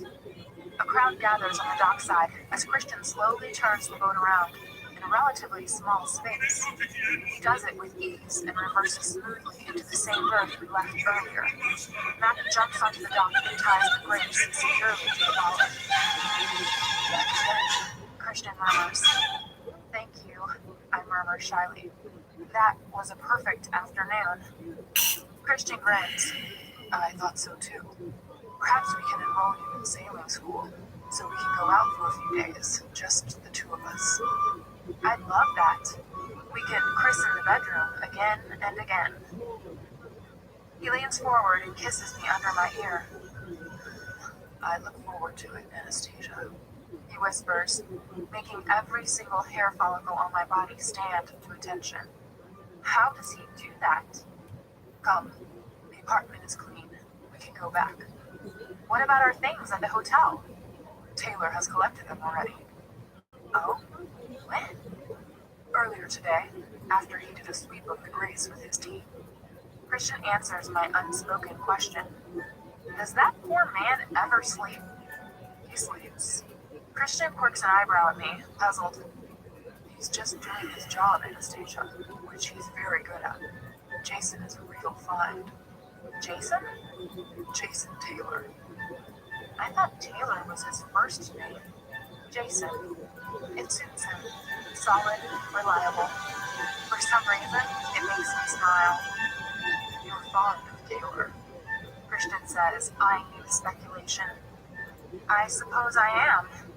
His question derails me. He frowns. I'm not attracted to him if that's why you're frowning. Stop. Christian is almost pouting, sulky.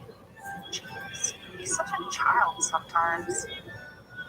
I think Taylor looks after you very well. That's why I like him. He seems kind, reliable, and loyal. He has an avuncular appeal to me. Avuncular? Yes. Okay, avuncular. Christian is testing the word and meaning. I laugh. Oh, Christian, grow up for heaven's sake. His mouth drops open, surprised by my outburst, but then he frowns as if considering my statement. I'm trying, he says eventually. That you are. Very. I answer softly, but then roll my eyes at him. What memories you both when you roll your eyes at me, Anastasia? He grins. I smirk at him. Well, if you behave yourself, maybe we can relive some of those memories. His mouth twists with humor. Behave myself. He raises his eyebrows. Really, Miss Steele. What makes you think I want to relive them? Probably the way your eyes lit up like Christmas when I said that. You know me so well already, he says dryly. I'd like to know you better. He smiles softly. And I, Anastasia. Thanks, Matt. Christian shakes McConnell's hand and steps on the dock. Always a pleasure, Mr. Bright. And goodbye. Anna, great to meet you. I shake his hand shyly. He must know what Christian and I were up to on the boat while he went ashore. Good day, Mac, and thank you. He grins at me and winks, making me blush. Christian takes my hand, and we walk up the dock to the marina's promenade. Where's Mac from? I ask, curious about his accent. Ireland. Northern Ireland. Christian corrects himself. Is he your friend? Mac. He works for me. He helped build the Grace. Do you have many friends? He frowns. Not really. Doing what I do, I don't cultivate friendships. There's only... He stops, his frown deepening, and I know he was going to mention Mrs. Robinson. Hungry? He asks, trying to change the subject. I nod. Actually, I'm famished. We'll eat where I left the car. Come. Next to SP's is a small Italian bistro called Bees. It reminds me of the place in Portland. A few tables and booths.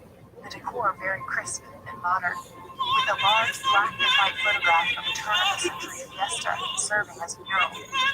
Christian and I are seated in a booth, pouring open liquids, sipping a delicious light frascati. When I glance up from the menu, having made my choice, Christian is gazing at me speculatively. What? I ask. You look lovely, Anastasia. The outdoors agree with you. I flush. I feel rather windburned, to tell the truth, but I had a lovely afternoon. A perfect afternoon. He smiles, his eyes warm. My pleasure. He murmurs. Can I ask you something? I decide on a fact-finding mission. Anything, Anastasia. You know that. He cocks his head to one side, looking delicious. You don't seem to have many friends. Why is that? He shrugs and frowns. I told you, I don't really have time. I have business associates. No, that's different from friendships, I suppose. I have my family, and that's it. Apart from Elena. I ignore the mention of the bitch troll. No male friends your own age that you can go out with and let off steam? You know how I like to let off steam, Anastasia. Christian's mouth twists, and I've been working, building up the business. He looks puzzled. That's all I do, except sail and fly occasionally. Not even in college? Not really. Just Elena then. He nods, his expression wary. Must be lonely. His lips curl in a small, wistful smile. What would you like to eat? He asks, changing the subject again. I'm going for the risotto. Enjoy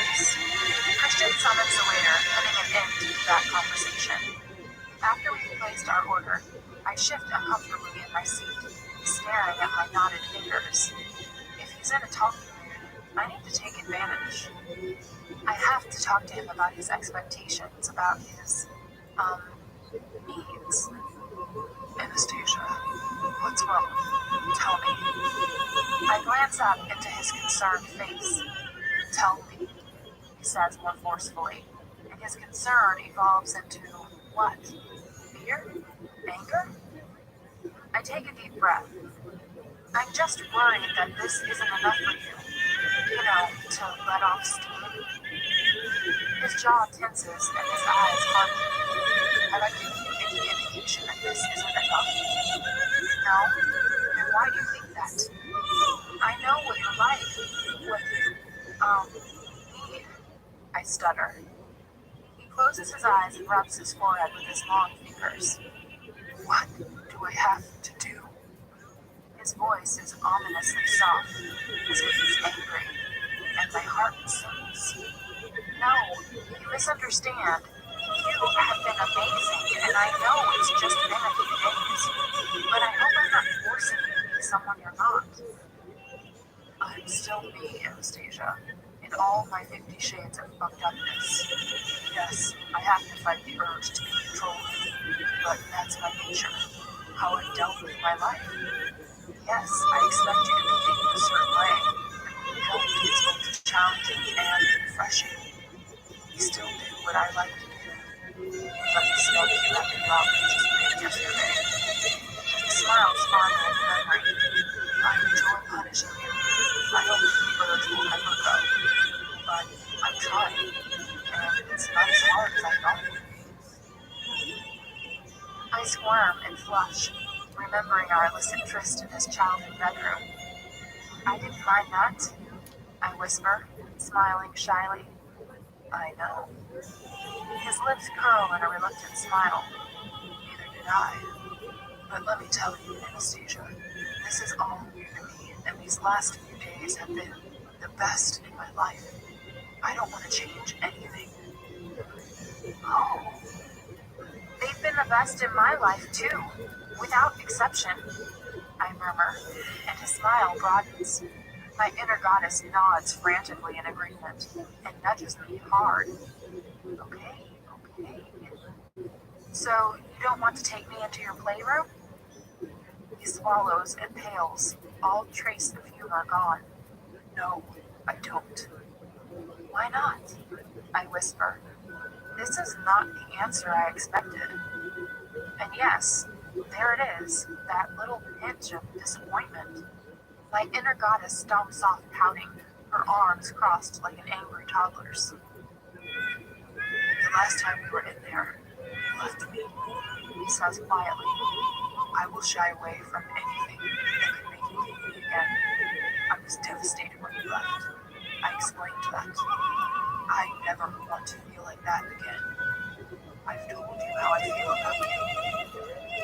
His gray eyes are wide and intense with his sincerity. But it hardly seems fair. It can't be very relaxing for you to be constantly concerned about how I feel. You've made all these changes for me, and I think I should reciprocate in some way. I don't know, maybe try some role-playing games?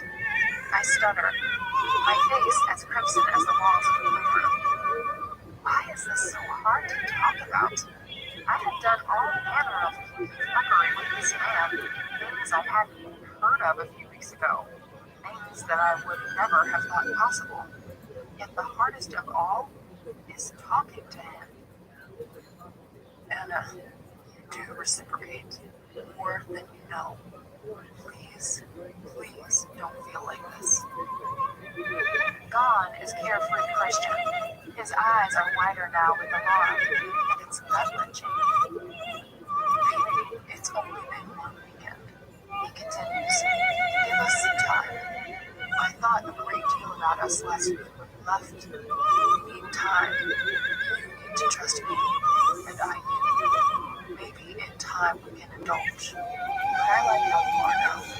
I like seeing this happening, this relaxed and carefree, knowing that I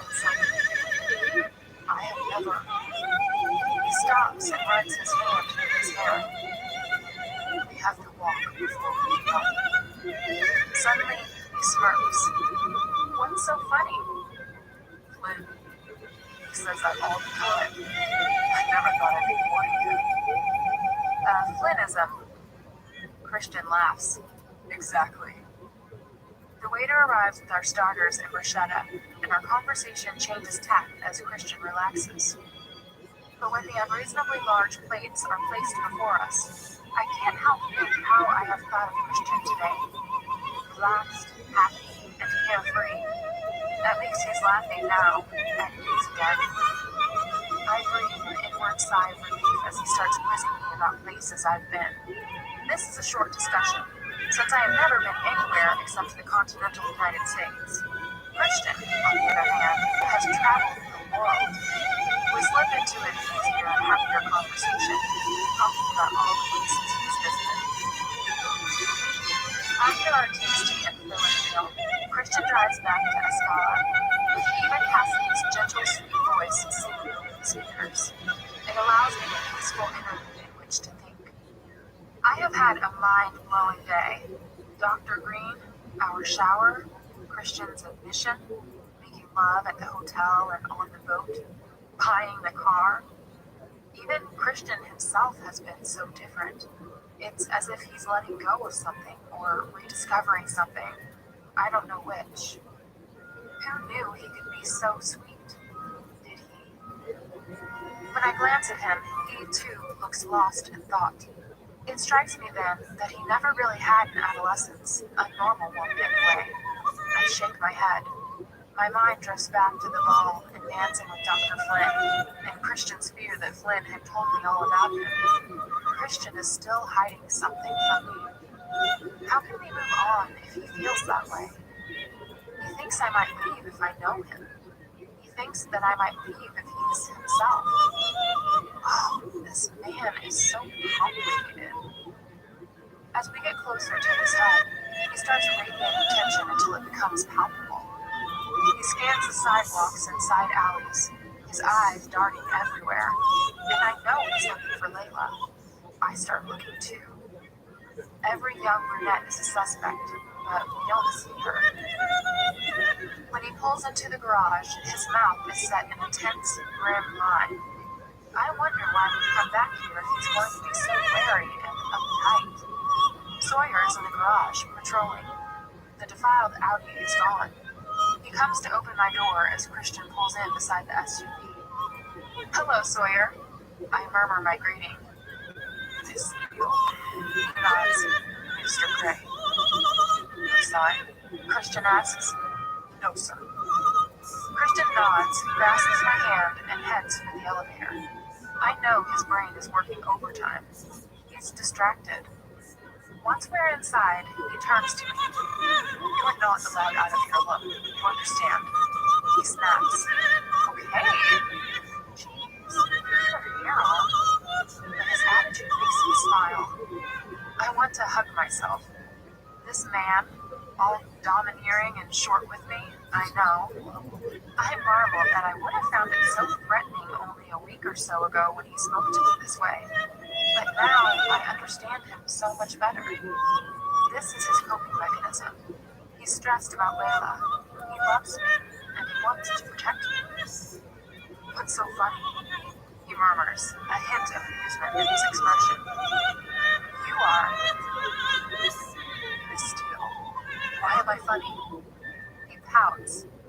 Christian pouting is hot. Don't pout. Why? He's even more amused. Because it has the same effect on me as I have on you when I do this. I bite my lip deliberately. He raises his eyebrows, surprised and pleased at the same time. Really? He pouts again and leans down to give me a swift, chaste kiss. I raise my lips to meet his, and in the nanosecond when our lips touch, the nature of the kiss changes. Wildfire spreading through my veins from this intimate point of contact, driving me to him. Suddenly, my fingers are curling in his hair as he grabs me and pushes me against the elevator wall, his hands framing my face, holding me to his lips as our tongues thrash against each other. And I don't know if it's the confines of the elevator making everything much more real, but I feel his need, his anxiety, his passion. Holy shit. I want him here, now. The elevator pings to a halt. The doors slide open, and Christian drags his face from mine, his hips still pinned into the wall, his erection digging into me. Whoa, he murmurs, panting. Whoa. I near him, dragging a welcome breath into my lungs. He gazes at me, eyes blazing. What will you do to me, Anna? He traces my lower lip with his thumb. Out of the corner of my eye, Taylor steps backwards so he's no longer in my line of sight. I reach up and kiss Christian at the corner of his beautifully sculptured mouth.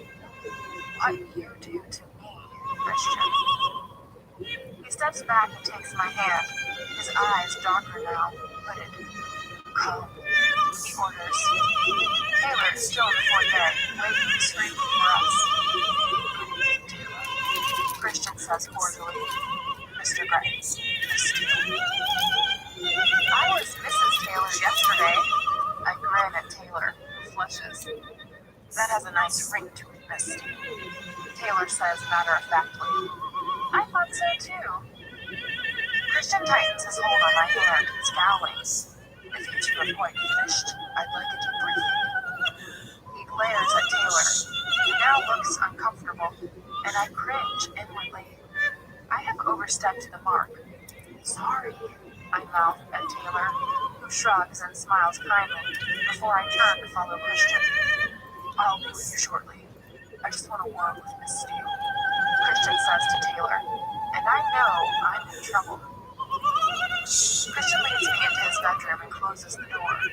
Don't flirt with the staff, Anastasia, he scolds. I open my mouth to defend myself, then close it again, then open it. I wasn't flirting. I was being friendly. There is a difference. Don't be friendly with the staff or flirt with them. I don't like it. Oh, goodbye, carefree Christian. I mutter and stare down at my fingers. Welcome to Loki. All day. Reaching down, he pats my chin, pulling my head up to meet his eyes. You know how jealous I am, he whispers. You have no reason to be jealous, Christian. You own me, body and soul. He blinks as if he's finding this fact hard to process. He leans down and kisses me quickly, but with none of the passion he experienced a moment ago in the elevator. I won't be long. Make yourself at home, he says sulkily, and turns, leaving me standing in his bedroom, dazed and confused. Why on earth would he be jealous of Taylor? I shake my head in disbelief. Glancing at the alarm clock, I notice it's just after 8. I decide to get my clothes ready for work tomorrow. I head upstairs to my room and open the walk-in closet. It's empty. All the clothes have gone. Oh no! Christian has taken me at my word and disposed of the clothes. Shit! My subconscious glares at me. Well, that now. Why did he take me at my word? My mother's advice comes back to haunt me. Women are so literal, dark. Zoom session. I pout, was another one of our staring at the empty space. There were some lovely clothes, too, like the silver dress I wore to the ball. I wander disconsolately into the bedroom. Wait a minute.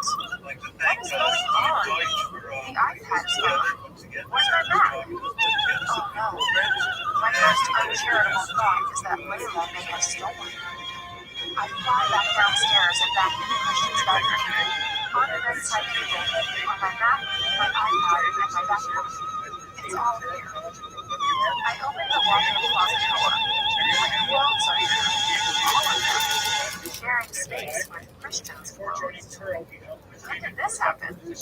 Why does he never warn me before he does things like this?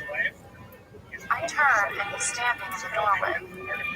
Oh, he managed to he mutters, distracted. What's wrong? I ask. His face is red. Taylor thinks Layla was getting in through the emergency stairwell. She must have had food. Ed walks in and changes now. Taylor's team must have a secret effort in the apartment. She's not here.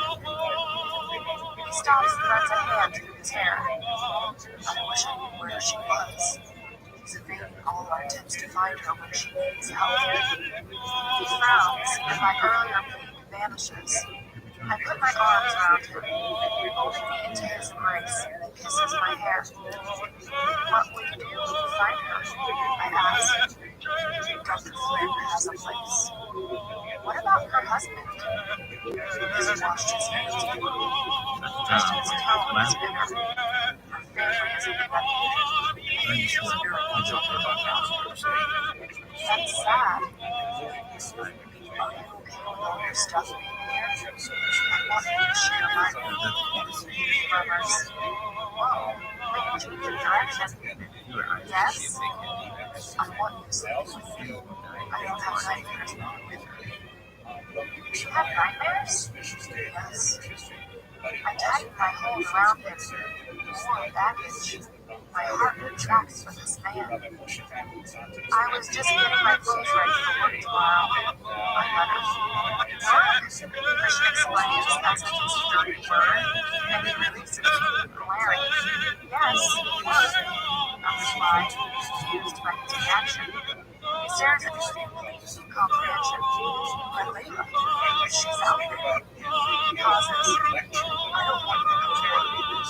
What? That's ridiculous, Christian. I have to go to work. I have a new job, which I enjoy. Of course I have to go to work. No, don't. Emphatically. Do you think I'm going to stay here twiddling my thumbs while you're off being master of the universe? Fucking wait.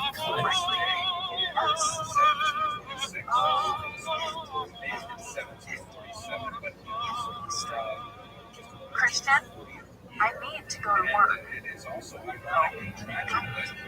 Yes, I do. I say it slowly, as if he's a child. He scowls at me. It's not safe. Christian, I need to work for a living, and I'll be fine. No, you don't need to work for a living. And how do you know you'll be fine?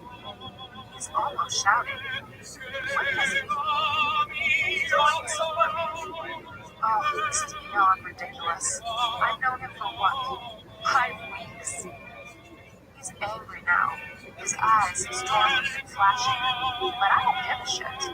For heaven's sake, Christian, Layla was standing at the end of your bed and she didn't harm me. And yes, I do need to work. I don't want to be beholden to you. I have my student loans to pay. His mouth presses into a grim line as I place my hands on my hips. I am not watching others. But this is. I don't want you to work. It's not up to you, Christian. This is not your. He runs his hand through his hair as he stares at me. Seconds, minutes, tick by as we glare at each other. Sort of. Christian, that's not necessary. You're being irrational. Irrational? He growls. Either he comes with you, or I will be really irrational and kill you here. Really? What? How, exactly? Oh, I find a way, Anastasia. Don't push me. Okay. I concede, holding up both my hands, my thinking. Holy fuck.